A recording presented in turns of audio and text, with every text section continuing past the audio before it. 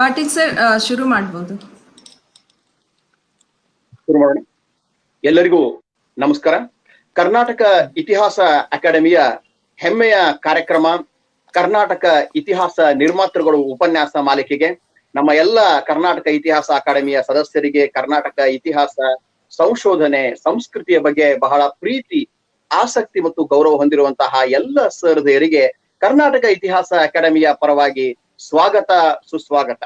ಬಂಧುಗಳೇ, ಇಂದಿನ ಈ ಶುಭ ಸಂಜೆಯ ಬಹಳ ವಿಶಿಷ್ಟವಾದಂತಹ ಕಾರ್ಯಕ್ರಮ ಕರ್ನಾಟಕದ ಇತಿಹಾಸವನ್ನ ನಿರ್ಮಿಸುವಲ್ಲಿ ಮಹತ್ವದ ಕೊಡುಗೆಯನ್ನ ನೀಡಿದಂತಹ ಇತಿಹಾಸಕಾರನ ಕುರಿತಾದಂತಹ ಸರಣಿ ಕಾರ್ಯಕ್ರಮ. ಈ ಕಾರ್ಯಕ್ರಮದ 38ನೆಯ ಇವತ್ತಿನ ಕಾರ್ಯಕ್ರಮದಲ್ಲಿ ನಮ್ಮ ನಾಡಿನ ಪ್ರಸಿದ್ಧ ಸಂಶೋಧಕರು, ಚಿಂತಕರು, ನಮ್ಮೆಲ್ಲರ ಹೆಮ್ಮೆಯ ಶಾಸನ ತಜ್ಞರು ಆದಂತಹ ಇತಿಹಾಸಕಾರ ಪಿ.ಬಿ. ದೇಸಾಯಿ ಅವರ ಬಗ್ಗೆ ಇವತ್ತಿನ ಉಪನ್ಯಾಸಕ ಮಾಲಿಕೆಯನ್ನ ಸಮರ್ಪಣೆ ಮಾಡ್ತಾ ಇದ್ದೀವಿ. ಇತಿಹಾಸಕಾರ ಡಾಕ್ಟರ್ ಪಿ.ಬಿ. ದೇಸಾಯಿ ಅವರು ಜೈನ ಧರ್ಮ, ಬಸವಣ್ಣನವರು, ಕನ್ನಡ, ಕರ್ನಾಟಕ ಇದ್ರ ಬಗ್ಗೆ ಅತ್ಯಂತ ಅನೇಕ ಮೌಲಿಕ ಮಹತ್ವಪೂರ್ಣ ಗ್ರಂಥಗಳನ್ನ ಲೇಖನಗಳನ್ನ ಬರೆದು ಈ ನಾಡಿನ ಹಿರಿಯ ಚಿಂತಕರಲ್ಲಿ ಸಂಶೋಧಕರಲ್ಲಿ ಒಬ್ಬರಾಗಿದ್ದಾರೆ. ಅವ್ರ ಬಗ್ಗೆ ತಿಳ್ಕೊಳ್ಬೇಕು, ಅವರ ಕೃತಿಗಳು, ಅವರ ಸಂಶೋಧನೆ, ಕನ್ನಡ ನಾಡಿಗೆ ಅವರ ಅಪೂರ್ವ ಕೊಡುಗೆ ಏನಿದೆ ಅನ್ನೋದನ್ನ ಬಹಳ ಆಳವಾಗಿ ಅರಿತುಕೊಳ್ಬೇಕು ಅನ್ನುವಂತಹ ಸದಾಶಯ ಬಯಕೆ ನಮ್ಮೆಲ್ಲರಿಗೂ ಇದೆ. ಆ ನಿಟ್ಟಿನಲ್ಲಿ ನಮ್ಮ ಕರ್ನಾಟಕ ಇತಿಹಾಸ ಅಕಾಡೆಮಿಯ ಸರಣಿ ಕಾರ್ಯಕ್ರಮದ ಇವತ್ತಿನ ಮಾಲಿಕೆ ಶಾಸನ ತಜ್ಞ ಇತಿಹಾಸಕಾರ doctor P B. Desai. Doctor P B. Desai ಅಂತಹ ಹಿರಿಯ ಸಂಶೋಧಕರ ಕುರಿತಾಗಿ ಇವತ್ತು ನಮ್ಮೊಂದಿಗೆ ಉಪನ್ಯಾಸವನ್ನ ನೀಡಲಿಕ್ಕೆ ಆಗಮಿಸ್ತಾ ಇದ್ದಾರೆ. ನಮ್ಮ ಧಾರವಾಡದ ನಿವೃತ್ತ ಪ್ರಾಧ್ಯಾಪಕರು, ಹಿರಿಯ ಚಿಂತಕರು, ಬರಹಗಾರರು, ಸಂಶೋಧಕರು ಆದಂತಹ ಡಾಕ್ಟರ್ ಜಿ.ಎಂ. ಹೆಗಡೆ ಸರ್ ಅವರು. ಡಾಕ್ಟರ್ ಜಿ.ಎಂ. ಹೆಗಡೆ ಸರ್ ಅವರಿಗೆ ತಮಗೆ ಕರ್ನಾಟಕ ಇತಿಹಾಸ ಅಕಾಡೆಮಿಯ ಈ ಮಾಲಿಕೆಗೆ ಉಪನ್ಯಾಸ ನೀಡಲಿಕ್ಕೆ ಸ್ವಾಗತ ಸುಸ್ವಾಗತ ಸರ್. ನಮಸ್ಕಾರ. ನಮ್ಮ ಎಲ್ಲ ಇತಿಹಾಸ ಅಕಾಡೆಮಿಯ ಸದಸ್ಯರು, ನಮ್ಮ ಎಲ್ಲ ಇತಿಹಾಸ ಪ್ರೇಮಿಗಳ ಪರವಾಗಿ ತಮಗೆ ನಾನು ಹೃದಯಪೂರ್ವಕ ಸ್ವಾಗತವನ್ನ ಕೋರ್ತಾ ಇದ್ದೇನೆ. ಡಾಕ್ಟರ್ ಜಿ.ಎಂ. ಹೆಗಡೆ ಸರ್ ಅವರು ತಮ್ಮ ವಿದ್ವತ್ಪೂರ್ಣ ಉಪನ್ಯಾಸವನ್ನ ಆರಂಭ ಮಾಡೋದಕ್ಕಿಂತ ಮುಂಚೆ ಅವನ ನಮ್ಮ ಎಲ್ಲ ಇತಿಹಾಸ ಪ್ರೇಮಿ ಸಹೃದಯರಿಗೆ ಮಾಡ್ಕೊಳ್ಳಿಕ್ಕೆ ಬಯಸ್ತಾ ಇದ್ದೀನಿ. ನಮ್ಮ ಉತ್ತರ ಕರ್ನಾಟಕ ಭಾಗದ ಬಹಳ ಹಿರಿಯ ವಿದ್ವಾಂಸರು, ನಮ್ಮೆಲ್ಲರ ಮಾರ್ಗದರ್ಶಕರು ಡಾಕ್ಟರ್ ಜಿ.ಎಂ. ಹೆಗಡೆ ಅವರು. ಹಿರಿಯ ಬರಹಗಾರರು, ಸಂಶೋಧಕರು ಮತ್ತು ಸಾಹಿತಿಗಳು. ಡಾಕ್ಟರ್ ಜಿ.ಎಂ. ಹೆಗಡೆ ಅವರು ಸುಮಾರು 3 ದಶಕಗಳಿಗೂ ಹೆಚ್ಚು ಕಾಲ ಧಾರವಾಡದ ಪ್ರಸಿದ್ಧ ಕಾಲೇಜು, ಪ್ರತಿಷ್ಠಿತ ಕಾಲೇಜ್ ಆದಂತಹ ಲಿಟಲ್ ಕಾಲೇಜಿನಲ್ಲಿ ಕನ್ನಡ ಅಧ್ಯಾಪಕರಾಗಿ, ಪ್ರಾಧ್ಯಾಪಕರಾಗಿ ಸೇವೆಯನ್ನು ಸಲ್ಲಿಸಿದ್ದಾರೆ. ಕನ್ನಡ ವಿಭಾಗದ ಮುಖ್ಯಸ್ಥರಾಗಿ, ಸ್ನಾತಕೋತ್ತರ ವಿಭಾಗದ ಪ್ರಾಧ್ಯಾಪಕರಾಗಿ, ಮುಖ್ಯಸ್ಥರಾಗಿ ಸೇವೆಯನ್ನ ಸಲ್ಲಿಸಿದ್ದಾರೆ. ವೃತ್ತಿಯಿಂದ ನಿರಂತರವಾಗಿ ಅಧ್ಯಯನ, ಅಧ್ಯಾಪನ, ಮಾರ್ಗದರ್ಶನ ಮಾಡ್ತಾ ಇರುವಂತಹ ಡಾಕ್ಟರ್ ಜಿ.ಎಂ. ಹೆಗಡೆ ಸರ್ ಅವರು ಪ್ರವೃತ್ತಿಯಿಂದ ಬಹಳ ಹಿರಿಯ ಲೇಖಕರು, ಸಂಶೋಧಕರು ಮತ್ತು ಸಂಶೋಧನೆಯಲ್ಲಿ ಅಪಾರವಾದ ಆಸಕ್ತಿಯನ್ನ ವಹಿಸ್ತವ್ರು. ಕನ್ನಡದ ಬಗ್ಗೆ, ಕರ್ನಾಟಕ ಸಂಸ್ಕೃತಿಯ ಬಗ್ಗೆ ಹೆಗಡೆ ಸರ್ಗೆ ಎಷ್ಟು ಪ್ರೀತಿ, ಕಾಳಜಿ, ಕಳಕಳಿ ಇದೆನೋ ನಮ್ಮ ಇತಿಹಾಸದ ಬಗ್ಗೆನೂ ಕೂಡ ಅಪಾರವಾದ ಗೌರವ, ಕಾಳಜಿ ಮತ್ತು ಪ್ರೀತಿಯನ್ನ ಇಟ್ಟುಕೊಂಡಂತಹ ನಮ್ಮ ಹಿರಿಯರು ಡಾಕ್ಟರ್ ಜಿ.ಎಂ. ಹೆಗಡೆ ಸರ್ ಅವರು.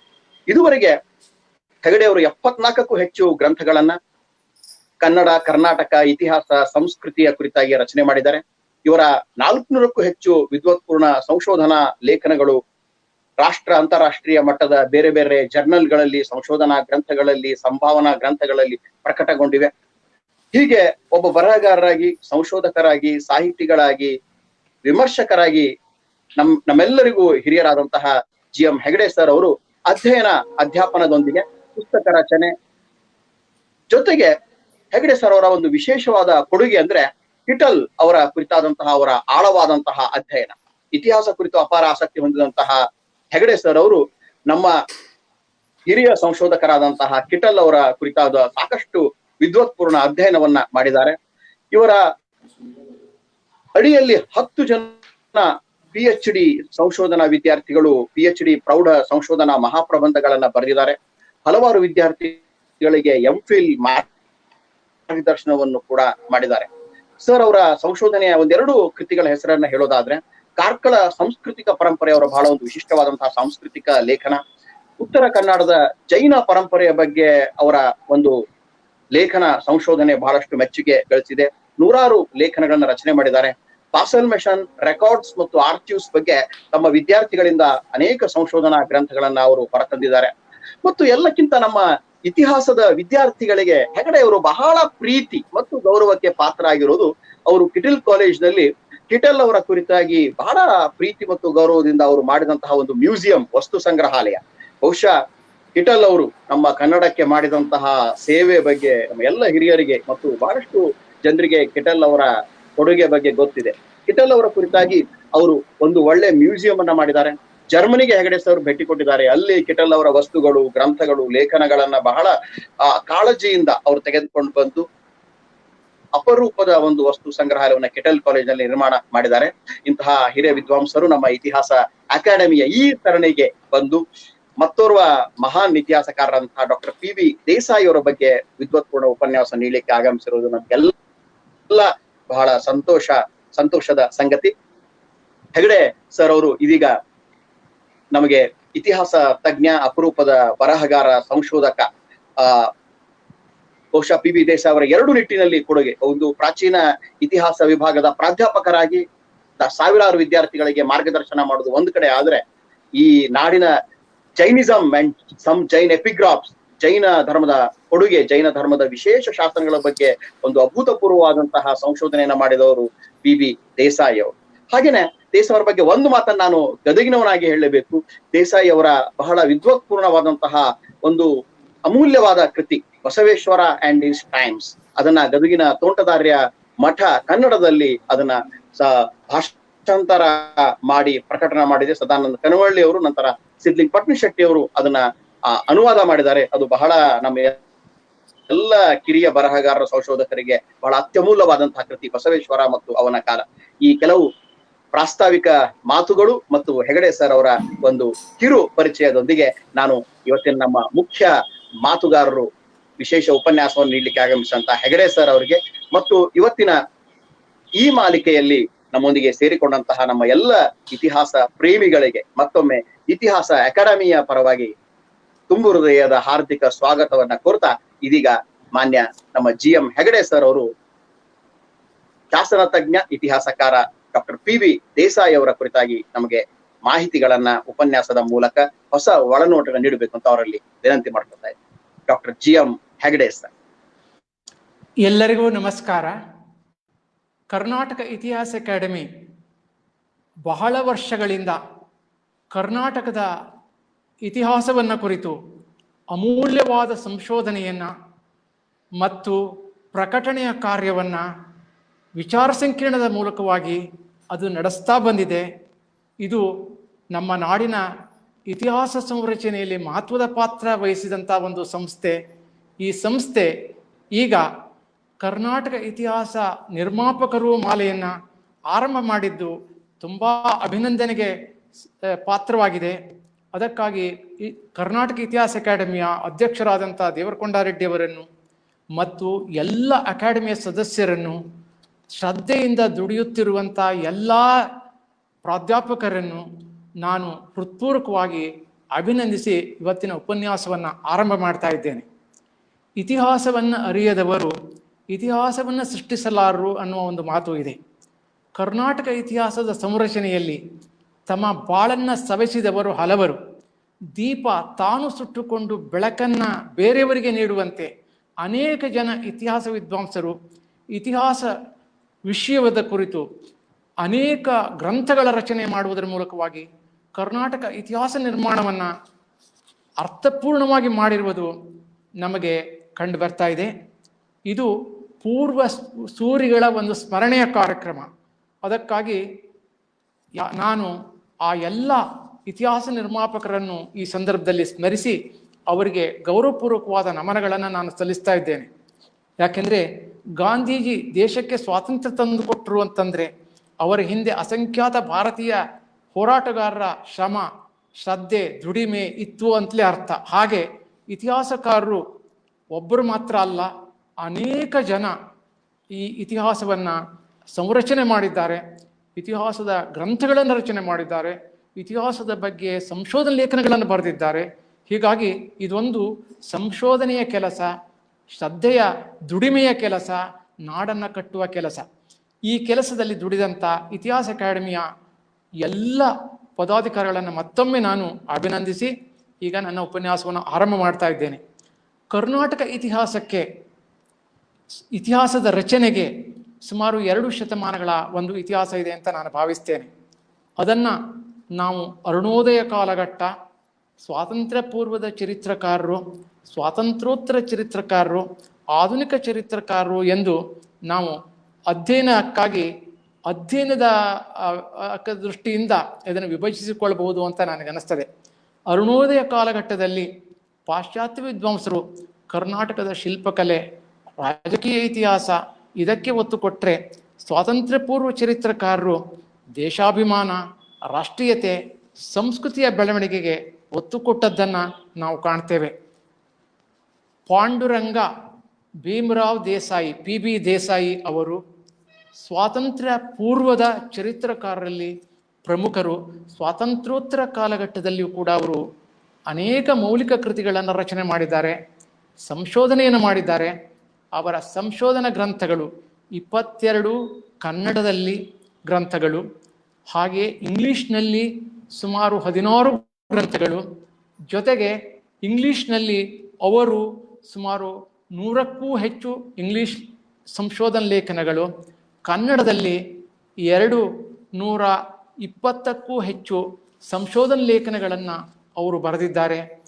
ಈ PB ದೇಸಾಯಿಯವರ ಜೀವನದ ಬಗ್ಗೆ ಮೊದಲು ಸಣ್ಣ ಒಂದು ಚರಿತ್ರೆಯನ್ನು ನಾವು ತಿಳಿದುಕೊಂಡು ಆನಂತರ ಅವರ ಕೃತಿಗಳು, ಅವರ ಸಂಶೋಧನೆ, ಅವರ ಗ್ರಂಥಗಳು ಇದರ ಬಗ್ಗೆ ನಾವು ಆಲೋಚನೆಯನ್ನು ಮಾಡೋಣ.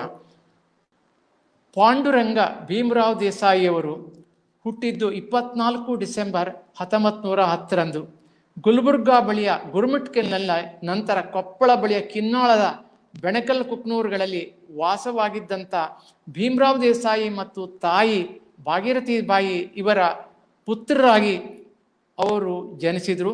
ಪ್ರಾಥಮಿಕ ಶಿಕ್ಷಣವನ್ನು ಸೇಡಂದಲ್ಲಿ ಮುಗಿಸಿ, ಮಾಧ್ಯಮಿಕ ಶಿಕ್ಷಣವನ್ನು ಗುಲ್ಬರ್ಗಾದಲ್ಲಿ ಮುಗಿಸಿ, BA 1935ರಲ್ಲಿ ಕರ್ನಾಟಕ ಕಾಲೇಜಿನ ಮೂಲಕವಾಗಿ ಅವರು ತೇರ್ಗಡೆಯಾಗಿ ಪದವಿಯನ್ನು ಪಡೆದರು. ಧಾರವಾಡಕ್ಕೆ ಬಂದಂಥ ದೇಸಾಯಿಯವರು ಇಲ್ಲಿ ಇತಿಹಾಸ, ಸಂಸ್ಕೃತಿ, ಲಿಪಿಶಾಸ್ತ್ರ ಇವುಗಳ ಅಧ್ಯಯನವನ್ನು ಅವರು ಮಾಡಿದರು. ಆನಂತರ 1937ರಲ್ಲಿ ಮುಂಬೈ ವಿಶ್ವವಿದ್ಯಾಲಯದಿಂದ ಅವರು MA ಪದವಿಯನ್ನು ಪಡೆದರು. ಆನಂತರ 1958ರಲ್ಲಿ ಕರ್ನಾಟಕ ವಿಶ್ವವಿದ್ಯಾಲಯಕ್ಕೆ ಜೈನಿಸಮ್ ಇನ್ ಸೌತ್ ಇಂಡಿಯಾ ಕೃತಿಗೆ ಅವರು ಡಿಲಿಟ್ ಪ್ರಶಸ್ತಿಯನ್ನು ಅವರು ಪಡೆದರು. ಹೀಗಾಗಿ ಅವರು ದೊಡ್ಡ ವಿದ್ವಾಂಸರು. ಅವರ 3 ದಶಕಗಳ ಕಾಲ ಇತಿಹಾಸ ಸಂಶೋಧನೆಯಲ್ಲಿ ಕೆಲಸ ಮಾಡಿದಂಥ ವಿದ್ವಾಂಸರು. ಅವರನ್ನು ಸ್ಮರಣೆ ಮಾಡಿಕೊಳ್ಳುವುದು ಅಂತಂದರೆ ಕರ್ನಾಟಕ ಸಂಸ್ಕೃತಿಯ ಇತಿಹಾಸ, ಆಧುನಿಕ ಇತಿಹಾಸದ ಒಬ್ಬ ಮಹಾ ವ್ಯಕ್ತಿಯನ್ನು ನಾವು ಇವತ್ತು ಸ್ಮರಣೆ ಮಾಡ್ತಾ ಇದ್ದೇವೆ ಅಂತ ನಾನು ಭಾವಿಸಿಕೊಳ್ತೇನೆ. ಪಾಂಡುರಂಗ ದೇಸಾಯಿಯವರು ಒಂದು ದೊಡ್ಡ ವಿದ್ವತ್ ಪರಂಪರೆಗೆ ಸೇರಿದವರು. ಈ ಮಾತನ್ನು ಅವರ ಒಂದು ವ್ಯಕ್ತಿತ್ವದಲ್ಲಿ ನಾವು ಕಾಣ್ತೇವೆ. ಅವರು ತಂದೆ, ಅವರ ಸೋದರರು ಇವರೆಲ್ಲ ದೊಡ್ಡ ಚರ್ಚೆಯಲ್ಲಿ ತೊಡಗಿದಂಥ ಒಂದು ಸಂದರ್ಭವನ್ನು ನಾನು ನೆನಪಿಸಿಕೊಳ್ತಾ ಇದ್ದೇನೆ. 16 ವರ್ಷ ತುಂಬಿದಂಥ ಪಾಂಡುರಂಗ ದೇಸಾಯಿಯವರು ಅವರು ಕುಕನೂರಿನ ಮಹಾಮಾಯಿ ದೇವಸ್ಥಾನದ ಹೊರಭಾಗದಲ್ಲಿ ಕುಳಿತುಕೊಂಡು ಅಣ್ಣಂದಿರು ಬ್ರಹ್ಮ ಮೀಮಾಂಸೆಯ ಬಗ್ಗೆ ಚರ್ಚೆಯನ್ನು ಮಾಡ್ತಾ ಇದ್ದಾರೆ. ಇವರು ಅನಾರೋಗ್ಯದಿಂದ ಬಳಲುತ್ತಾ ಇದ್ದರೂ ಕೂಡ ಹೊರಗಡೆಗೆ ಇರುವಂಥ ಕಲ್ಲಿನ ಮೇಲೆ ಬರೆದ ಬರಹಗಳ ಉಳ್ಳಂಥ ಶಾಸನಗಳನ್ನು ನೋಡ್ತಾ ಇದ್ದಾರೆ. ಆಗ ಅವರ ದಿವ್ಯ ಚಕ್ಷು ತೆರೆದುಕೊಂಡಿತು. ಅದನ್ನು ನೋಡಿ ಇದನ್ನು ಓದಬೇಕು, ಇದರಲ್ಲಿ ಏನಿದೆ ನೋಡೋಣ ಅಂತ ಹೇಳಿ ಅವರು ಆ ಶಾಸನದ ಮುಂದೆ ಹೋಗಿ ನಿಲ್ತಾರೆ. ಅಲ್ಲಿ ಆ ಶಾಸನದ ಸಾಲುಗಳು ಅವರ ಸ್ಮರಣೆಗೆ ಬರ್ತಾ ಇದೆ.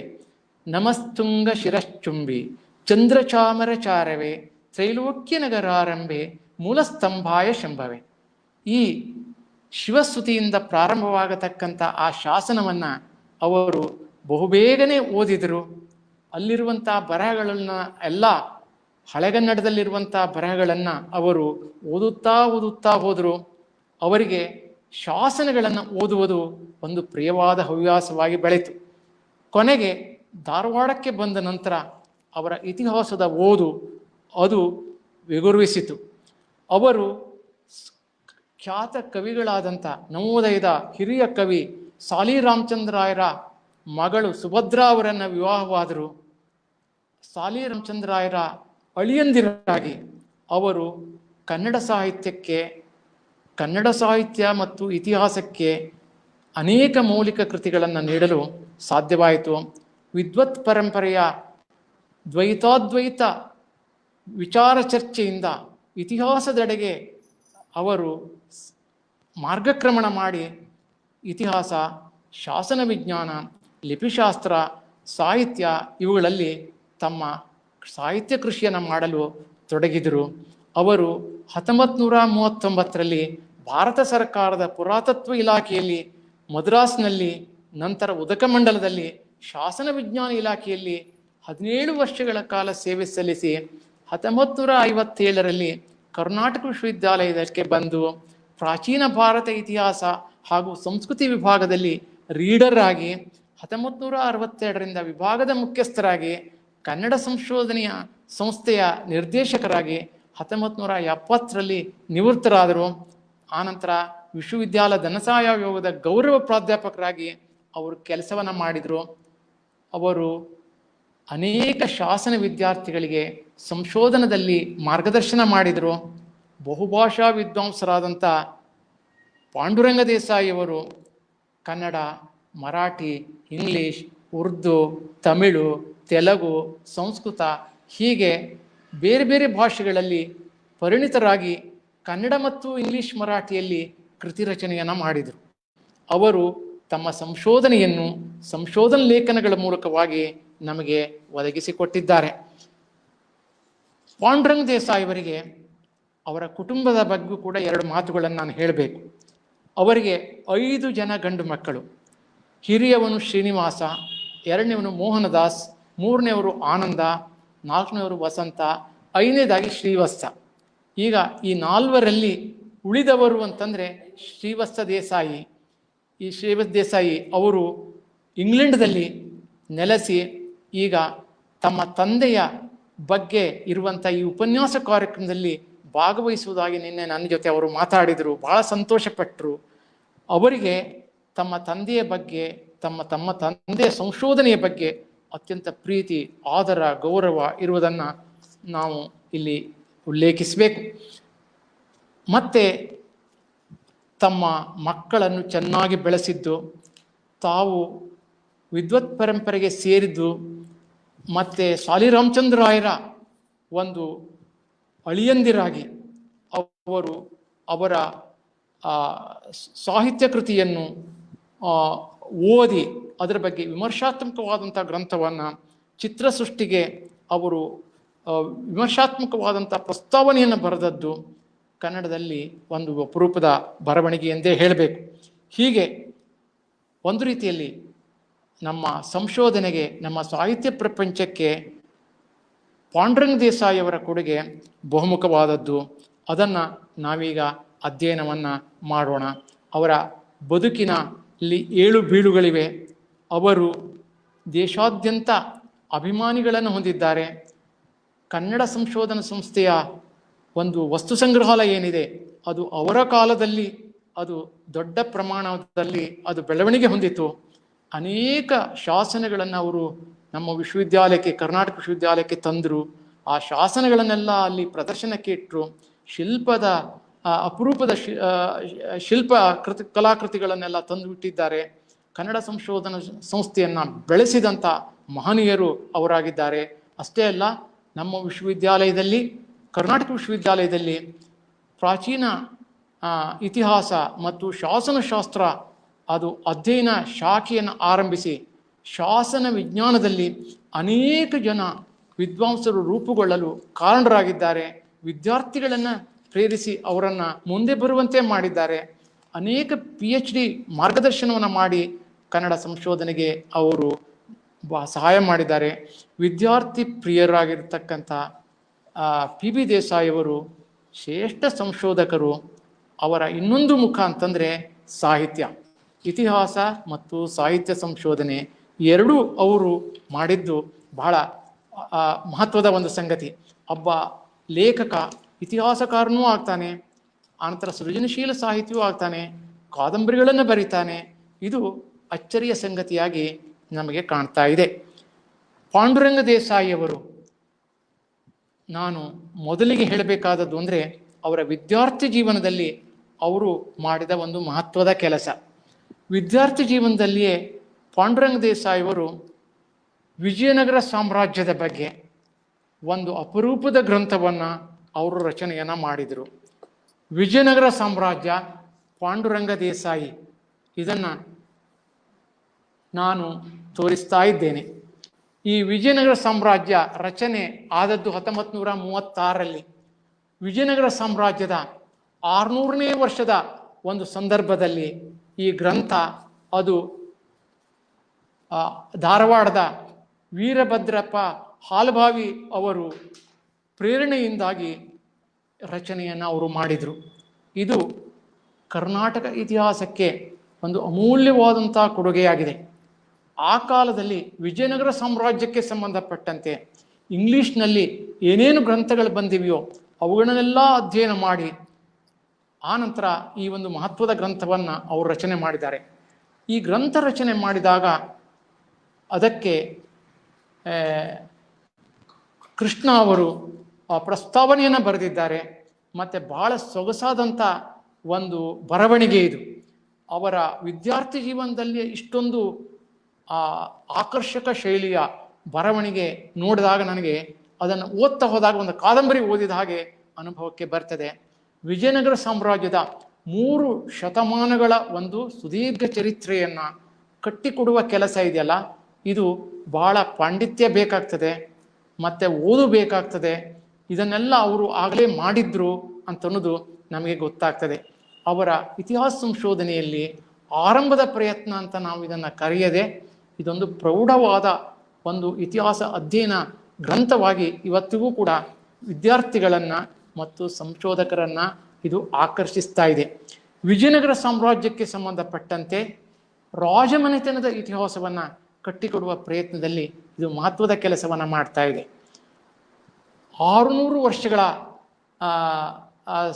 ವಿಜಯನಗರ ಸಾಮ್ರಾಜ್ಯದ ಒಂದು ಉತ್ಸವವನ್ನು ಕನ್ನಡ ನಾಡಿನ ತುಂಬ ನಡೆಸ್ತಾ ಇರುವಂಥ ಸಂದರ್ಭದಲ್ಲಿ ಧಾರವಾಡದಿಂದ ಈ ಪಾಂಡುರಂಗ ದೇಸಾಯಿಯವರು ಈ ಪುಸ್ತಕ ರಚನೆ ಮಾಡಿದ್ದನ್ನು ನೋಡಿದರೆ ಅವರು ಈ ಕರ್ನಾಟಕದ ಇತಿಹಾಸದ ಬಗ್ಗೆ ಎಷ್ಟು ಅಭಿಮಾನ ಹೊಂದಿದ್ರು, ಎಷ್ಟು ಪ್ರೀತಿಯನ್ನು ಹೊಂದಿದ್ರು, ಎಷ್ಟು ಆಳವಾದ ಅಧ್ಯಯನವನ್ನು ಮಾಡಿದ್ರು ಆ ಕಾಲದಲ್ಲಿ ಅಂತನ್ನೋದು ನಮಗೆ ಗೊತ್ತಾಗ್ತದೆ. ಇಲ್ಲಿ ಇತಿಹಾಸದ ವಿದ್ಯಾರ್ಥಿಯಾಗಿ ಒಂದು ಮಾತು ನಾವು ಗಮನಿಸಬೇಕಾದದ್ದು ಏನು ಅಂತಂದರೆ, ಒಂದು ರಾಷ್ಟ್ರೀಯ ಚಳುವಳಿ, ದೇಶದ ತುಂಬ ಸ್ವಾತಂತ್ರ್ಯ ಚಳುವಳಿ ನಡೆದಂಥ ಸಂದರ್ಭದಲ್ಲಿ ಕನ್ನಡಿಗರನ್ನು, ಭಾರತೀಯರನ್ನು ಎಚ್ಚರಿಸುವ ಕೆಲಸ ಆ ಕಾಲದಲ್ಲಿ ನಡೀತಾ ಇತ್ತು.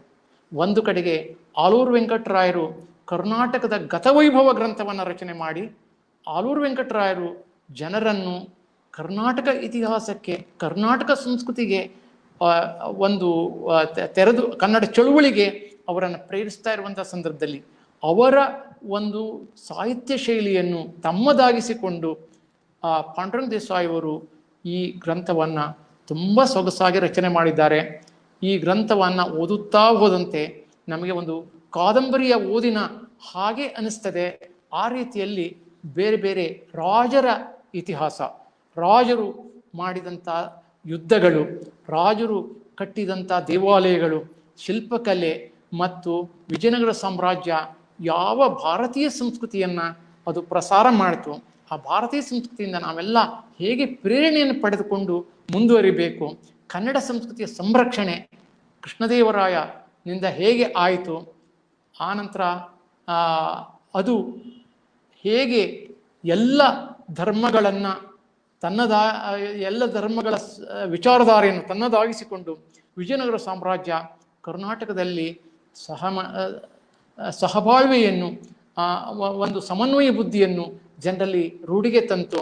ನಾಡ ಹಬ್ಬದಂಥ ಒಂದು ಸಂಸ್ಕೃತಿಯ ಒಂದು ಆಚರಣೆಗೆ, ಸಂಸ್ಕೃತಿ ಹಬ್ಬದ ಆಚರಣೆಗೆ ಅದು ಪ್ರೇರಣೆಯನ್ನು ಕೊಡ್ತು. ಅದು ಭಾರತೀಯರನ್ನ ಯಾವ ರೀತಿಯಲ್ಲಿ ಪ್ರೇರಣೆ ಮಾಡ್ತು ಅಂತ ವಿಷಯವನ್ನ ತುಂಬಾ ಸೊಗಸಾಗಿ ಇದರಲ್ಲಿ ವರ್ಣನೆ ಮಾಡಿದ್ದಾರೆ. ಇದು ನಮಗೆ ರಾಜಕೀಯ ಇತಿಹಾಸ ದೃಷ್ಟಿಯಿಂದಲೂ ಒಂದು ಮಹತ್ವದ ಗ್ರಂಥವಾಗಿ ನಮಗೆ ಕಾಣ್ತಾ ಇದೆ. ಮತ್ತೆ ಇಲ್ಲಿ ಹೇಳಬೇಕಾದ ಇನ್ನೊಂದು ಮಾತು ಏನು ಅಂತಂದ್ರೆ, ವಿಜಯನಗರ ಸಾಮ್ರಾಜ್ಯದ ಕಲೆ ಮತ್ತು ಸಂಸ್ಕೃತಿ ಅದಕ್ಕೆ ಸಂಬಂಧಪಟ್ಟಂತೆ ಅಧ್ಯಯನವೂ ಕೂಡ ಇದೆ. ಆದರೆ ಮುಖ್ಯವಾದ ಅಧ್ಯಯನ ಇದೊಂದು ರಾಜಕೀಯ ಇತಿಹಾಸ ಒಂದು ಗ್ರಂಥವೂ ಹೌದು. ಯಾಕೆಂದರೆ ಸಾಂಸ್ಕೃತಿಕ ಅಧ್ಯಯನವನ್ನು ನಾವು ಮುಂದಿನ ತಲೆಮಾರಿನಲ್ಲಿ ಕಾಣ್ತಾ ಇದ್ದೇವೆ. ಆದರೆ ಈ ಇತಿಹಾಸ ಅದು ತುಂಬ ಆ ಸಂದರ್ಭದಲ್ಲಿ ಅಗತ್ಯ ಇತ್ತು. ಯಾಕೆಂದರೆ ಕನ್ನಡಿಗರಿಗೆ ತಮ್ಮ ಇತಿಹಾಸ ಏನು, ತಮ್ಮ ಸಂಸ್ಕೃತಿ ಏನು, ತಾವು ಹೇಗೆ ಬೆಳೆದು ಬಂದೆವು, ತಮ್ಮ ಚರಿತ್ರೆ ಏನು, ನಮ್ಮ ಇತಿಹಾಸದ ಒಂದು ಪ್ರಜ್ಞೆಯನ್ನು ಅವರಲ್ಲಿ ಜಾಗೃತಿ ಮಾಡಿಸುವಂಥ ಕೆಲಸ ಕರ್ನಾಟಕ ಏಕೀಕರಣ ಚಳವಳಿ ಆಗೋದಕ್ಕಿಂತ ಮುಂಚೆ ಇವರು ಮಾಡಿದರಲ್ಲ. ಇದು ಆಲೂರು ವೆಂಕಟರಾಯರ ಹಾದಿಯಲ್ಲಿ ನಡೆದಂಥ ಒಂದು ಮಹತ್ವದ ಕೆಲಸ ಇದು. ಯಾಕೆಂದರೆ ಕನ್ನಡಿಗರನ್ನು ಜಾಗೃತಗೊಳಿಸುವುದು, ಕನ್ನಡ ಸಂಸ್ಕೃತಿಯನ್ನು ಜಾಗೃತಿಗೊಳಿಸುವುದು, ಕನ್ನಡದ ಬಗ್ಗೆ ಪ್ರೀತಿಯನ್ನು ಉಂಟು ಮಾಡುವುದು, ನಮ್ಮ ನಾಡನ್ನು ಕಟ್ಟುವ ಕೆಲಸವನ್ನು ಹೇಗೆ ಮಾಡಬೇಕು ಅಂತನ್ನೋದಕ್ಕೆ ವಿಜಯನಗರ ಸಾಮ್ರಾಜ್ಯ ಒಂದು ಅಪೂರ್ವವಾದ ಒಂದು ಗ್ರಂಥ ಆಗಿದೆ. ಇದರಲ್ಲಿ ಬಹುಮುಖಿ ನೆಲೆಯ ಅಧ್ಯಯನವನ್ನು ನಾವು ಕಾಣ್ತೇವೆ. ನಾನು ಇದರ ಕೊನೆಯ ಭಾಗದ ಬಗ್ಗೆ ಒಂದೆರಡು ವಿಚಾರಗಳನ್ನು ಇದರ ಬಗ್ಗೆ ಹೇಳಬೇಕು. ಅದು ಏನು ಅಂತಂದರೆ, ವಿಜಯನಗರ ಕಾಲದ ಸಾಮಾಜಿಕ ಜೀವನ, ವಿಜಯನಗರ ಕಾಲದ ಆಡಳಿತ ಜೀವನ ಮತ್ತು ವಿಜಯನಗರದ ನಾಣ್ಯಗಳ ಬಗ್ಗೆ. ಇವರು ನಾಣ್ಯಶಾಸ್ತ್ರವನ್ನು ಕೂಡ ಹೇಗೆ ಅಭ್ಯಾಸ ಮಾಡಿದ್ರು ಅಂತನ್ನೋದನ್ನು ನಾವಿಲ್ಲಿ ಕಾಣ್ತೇವೆ. ಅರ್ಥಪೂರ್ಣವಾದಂಥ ಒಂದು ಕೊನೆಯ ಒಂದು ವಿಚಾರಧಾರೆ, ವಿಜಯನಗರದ ನಾಗರಿಕತೆ ಬಗ್ಗೆ ಅವರು ಬರೆದಂಥ ಒಂದು ಅಧ್ಯಾಯದ ಭಾಗ ಇದೆಯಲ್ಲ, ಬಹಳ ಮಹತ್ವದ ಭಾಗ ಇದು. ಹಾಗೆ ವಿಜಯನಗರ ಸಾಮ್ರಾಜ್ಯದ ವಿಮರ್ಶೆಯನ್ನು ಅವರು ಬೇರೆ ಬೇರೆ ನೆಲೆಗಳಲ್ಲಿ ಮಾಡ್ತಾರೆ. ಈ ಸಾಮ್ರಾಜ್ಯ ನಮಗೆ ಏನು ಕೊಡ್ತು, ನಮಗೆ ಭಾರತೀಯ ಸಂಸ್ಕೃತಿಯ ಬಗ್ಗೆ ಅಭಿಮಾನವನ್ನು ಜಾಗೃತಿಯನ್ನು ಉಂಟು ಮಾಡ್ತು, ಮತ್ತು ನಮಗೆ ಹಿಂದೂ ಸಂಸ್ಕೃತಿಯ ಬೆಳವಣಿಗೆಯಲ್ಲಿ ಹೇಗೆ ಮಹತ್ವದ ಪಾತ್ರವನ್ನು ಅದು ವಹಿಸ್ತು, ಪಾಶ್ಚಾತ್ಯ ಸಂಬಂಧಗಳನ್ನು ಅದು ಹೇಗೆ ಸ್ಥಾಪಿಸಬೇಕು ಅಂತ ಹೇಳಿತು, ಮತ್ತು ಬೇರೆ ಬೇರೆ ಆಡಳಿತ ವ್ಯವಸ್ಥೆಗೆ ಅದು ನಮ್ಮ ಕರ್ನಾಟಕದ ಒಂದು ಆಡಳಿತ ವ್ಯವಸ್ಥೆ, ಕರ್ನಾಟಕದ ಶಿಲ್ಪಕಲೆ, ಕರ್ನಾಟಕದ ಒಂದು ಕಲೆ, ಸಂಸ್ಕೃತಿ, ಸಂಗೀತ, ಚಿತ್ರಕಲೆ, ಇವುಗಳ ಬೆಳವಣಿಗೆಗೆ ಅದು ಹೇಗೆ ಕೊಡುಗೆಯನ್ನು ಕೊಡ್ತು, ಇವೆಲ್ಲದರ ಒಂದು ವಿಚಾರವನ್ನು ಅವರು ಇಲ್ಲಿ ಹೇಳ್ತಾರೆ. ಹಾಗೆ 28ನೆಯ ಅಧ್ಯಾಯದಲ್ಲಿ ಎಲ್ಲ ಅಧ್ಯಾಯಗಳನ್ನು ವಿಲಾಸ ಅಂತ ಅವರು ಆ ಸಂದರ್ಭದಲ್ಲಿ ಕರೆದಿದ್ದಾರೆ. ಅಳಿದುಳಿದ ವಿಜಯನಗರದಲ್ಲಿ ಅವರು ಬೇರೆ ಬೇರೆ ರಾಜಮನೆತನಗಳ ಬಗ್ಗೆ ಹೇಳ್ತಾರೆ. ಈಗ ವಿಜಯನಗರ ಸಾಮ್ರಾಜ್ಯದ ಸಂದರ್ಭ ನಂತರ ಹೇಗೆ ಕೆಳದಿಯ ಅರಸರು, ಮತ್ತೆ ಸುರಪುರದ ನಾಯಕರು, ಆನಂತರ ಸ್ವಾದಿಯ ಅರಸರು, ಬೇರೆ ಬೇರೆ ಮೈಸೂರು ಒಡೆಯರು, ಈ ಎಲ್ಲ ಅರಸರು ಯಾವ ರೀತಿಯಲ್ಲಿ ರಾಜ್ಯಭಾರವನ್ನು ಮಾಡಿ ಕರ್ನಾಟಕ ಆಡಳಿತ ವ್ಯವಸ್ಥೆಯನ್ನು ಮುನ್ನಡೆಸಿದರು ಅಂತನ್ನುವುದರ ಒಂದು ಮುನ್ನೋಟವನ್ನು ಕೂಡ ಈ ಗ್ರಂಥದ ಕೊನೆಯ ಭಾಗದಲ್ಲಿ ಅವರು ಕೊಟ್ಟಿದ್ದಾರೆ. ವಿಜಯನಗರ ಸಾಮ್ರಾಜ್ಯದ ಬಗ್ಗೆ ಓದಬೇಕಾದಂಥ ಒಬ್ಬ ವಿದ್ಯಾರ್ಥಿ, ಮೊದಲು ತಿಳಿದುಕೊಳ್ಬೇಕಾದಂಥ ವಿದ್ಯಾರ್ಥಿ ಅಗತ್ಯವಾಗಿ ಈ ಪುಸ್ತಕವನ್ನು ಓದಲೇಬೇಕು. ಅಷ್ಟು ಒಂದು ರಾಜಕೀಯ ಇತಿಹಾಸ, ಸಂಸ್ಕೃತಿಯ ಇತಿಹಾಸ ಮತ್ತು ನಮ್ಮನ್ನು ಒಳ್ಳೆಯ ಮಾರ್ಗದಲ್ಲಿ ಕನ್ನಡ ಸಂಸ್ಕೃತಿಯ ಬಗ್ಗೆ ತಿಳುವಳಿಕೆಯನ್ನು ಉಂಟು ಮಾಡ್ತಕ್ಕಂಥ ಈ ವಿದ್ವತ್ಪೂರ್ಣ ಬರವಣಿಗೆಯನ್ನು ನಾವಿಲ್ಲಿ ಕಾಣ್ತೇವೆ. ಈ ಇತಿಹಾಸವು ಮರೆತು ಹೋದ ಸಾಮ್ರಾಜ್ಯ, ವಿಜಯನಗರ ಸಾಮ್ರಾಜ್ಯ ಏನಿದೆ ಅದನ್ನು ಸಿಲ್ವಾ ಅವರು ಮೊದಲು ಬರೆದಿದ್ರು, ಅದನ್ನು ನಾನು ನೆನಪಿಸಿಕೊಳ್ತೇನೆ ಈ ಸಂದರ್ಭದಲ್ಲಿ. ಆದರೆ ಇವರ ಬರವಣಿಗೆ ಏನಿದೆ, ಆಲೂರು ವೆಂಕಟರಾಯರ ಬರವಣಿಗೆಯ ಮುಂದುವರಿಕೆಯಾಗಿ ವಿಜಯನಗರ ಸಾಮ್ರಾಜ್ಯ ಕನ್ನಡ ಇತಿಹಾಸ ಅಧ್ಯಯನದಲ್ಲಿ ಇಂದಿಗೂ ಕೂಡ ಒಂದು ಮಹತ್ವದ ಗ್ರಂಥ ಆಗಿದೆ. ಇತಿಹಾಸದ ವಿದ್ಯಾರ್ಥಿಗಳು ಅಗತ್ಯವಾಗಿ ಓದಬೇಕಾದಂಥ ಪುಸ್ತಕ ಇದು ಆಗಿದೆ. ನಾನು ಮೊದಲಿಗೆ ಅವರ ಇತಿಹಾಸ ಗ್ರಂಥಗಳನ್ನು ಮೊದಲು ತಮಗೆ ಸಮೀಕ್ಷೆಗೆ ತೆಗೆದುಕೊಳ್ತಾ ಇದ್ದೇನೆ. ಯಾವಾಗಲೂ ಇತಿಹಾಸ ಅಕಾಡೆಮಿಯ ಕಾರ್ಯಕ್ರಮಗಳಲ್ಲಿ ಅಧ್ಯಾಪಕಿಯರು ಒಂದು ಪ್ರಶ್ನೆಯನ್ನು ಕೇಳ್ತಾ ಇರ್ತಾರೆ, ನಾನು ಅದನ್ನು ಗಮನಿಸ್ತಾ ಇದ್ದೇನೆ. ಇತಿಹಾಸದಲ್ಲಿ ಮಹಿಳೆಯರ ಸ್ಥಾನಮಾನದ ಬಗ್ಗೆ, ಮಹಿಳೆಯರ ಬಗ್ಗೆ ಈ ವಿದ್ವಾಂಸರು ಏನು ಕೆಲಸ ಮಾಡಿದ್ದಾರೆ, ಏನು ಹೇಳಿದ್ದಾರೆ ಹೇಳಿ ಅಂತ. 1937ರಲ್ಲಿ ಬಂದಂಥ ಇತಿಹಾಸದಲ್ಲಿ ಮಿಂಚಿದಂಥ ಮಹಿಳೆಯರ ಬಗ್ಗೆ ಒಂದು ಗ್ರಂಥವನ್ನು ಪಾಂಡುರಂಗ ದೇಸಾಯಿ ಅವರು ಒಂದು ಬರೆದಿದ್ದಾರೆ. ಮಿಂಚಿದ ಮಹಿಳೆಯರು 1938ರಲ್ಲಿ ಪ್ರಕಟವಾಗಿರತಕ್ಕಂಥ ಪುಸ್ತಕ. ಇತಿಹಾಸದಲ್ಲಿ, ಕರ್ನಾಟಕದ ಇತಿಹಾಸದಲ್ಲಿ ಪ್ರಸಿದ್ಧರಾಗಿರ್ತಕ್ಕಂಥ ಮಹಿಳೆಯರ ಬಗ್ಗೆ, ಅವರ ಆ ಒಂದು ಸಾಧನೆಯ ಬಗ್ಗೆ ಆಲೋಚನೆಯನ್ನು ಅವರು ಮಂಡಿಸಿದ್ದನ್ನು ನಾವು ಈ ಸಂದರ್ಭದಲ್ಲಿ ಗಮನಿಸಬೇಕಾದಂಥದ್ದು. ಹಾಗೆ ಕನ್ನಡ ನಾಡಿನ ಚರಿತ್ರೆಯ ಬಗ್ಗೆ 1940ರಲ್ಲಿ ಒಂದು ಗ್ರಂಥವನ್ನು ಅವರು ಬರೆದಿದ್ದಾರೆ. ಕನ್ನಡ ನಾಡಿನ ಚರಿತ್ರೆಯ ಇತಿಹಾಸವನ್ನು ಕಟ್ಟಿಕೊಡುವಂಥ ಕೆಲಸ ಅಲ್ಲಿ ಆಗಿರುವುದನ್ನು ನಾವು ಕಾಣ್ತೇವೆ. ಹಾಗೆ ನಾನು ಆಗಾಗಲೇ ಪ್ರಸ್ತಾಪ ಮಾಡಿದಾಗ 1940ರಲ್ಲಿ ಬಂದಂಥ ಸಾಲಿ ರಾಮಚಂದ್ರ ರಾಯರ ಚಿತ್ರಸೃಷ್ಟಿ ಇದೆಯಲ್ಲ, ಅದಕ್ಕೆ ಬರೆದಂಥ ಪ್ರಸ್ತಾವನೆ, ಒಂದು ಸಾಹಿತ್ಯದ ಅಧ್ಯಯನವನ್ನು ಅವರು ಹೇಗೆ ಮಾಡಿದ್ರು ಅಂತ ಅನ್ನೋದು ಗೊತ್ತಾಗ್ತದೆ. ಇಲ್ಲಿ ಗಮನಿಸಬೇಕಾದಂಥ ಇನ್ನೊಂದು ಮಹತ್ವದ ಒಂದು ಕೃತಿ ಅಂತಂದರೆ ಅದು ಕರ್ನಾಟಕದ ಕಲಚೂರಿಗಳನ್ನು ಕುರಿತು ಅವರು ಮಾಡಿದಂಥ ಒಂದು ಸಂಶೋಧನೆ. ಆ ಸಂಶೋಧನೆ ಅದು ಕನ್ನಡ ಸಾಹಿತ್ಯ ಪರಿಷತ್ ಪತ್ರಿಕೆಯ ಅಲ್ಲೂ ಪ್ರಕಟ ಆಗಿದೆ, ಸ್ವತಂತ್ರ ಗ್ರಂಥವಾಗಿಯೂ ಕೂಡ ಅದು ಪ್ರಕಟ ಆಗಿದೆ. ಕೆಳಗಿದೆ ಕರ್ನಾಟಕದ ಕಲಚೂರಿಗಳ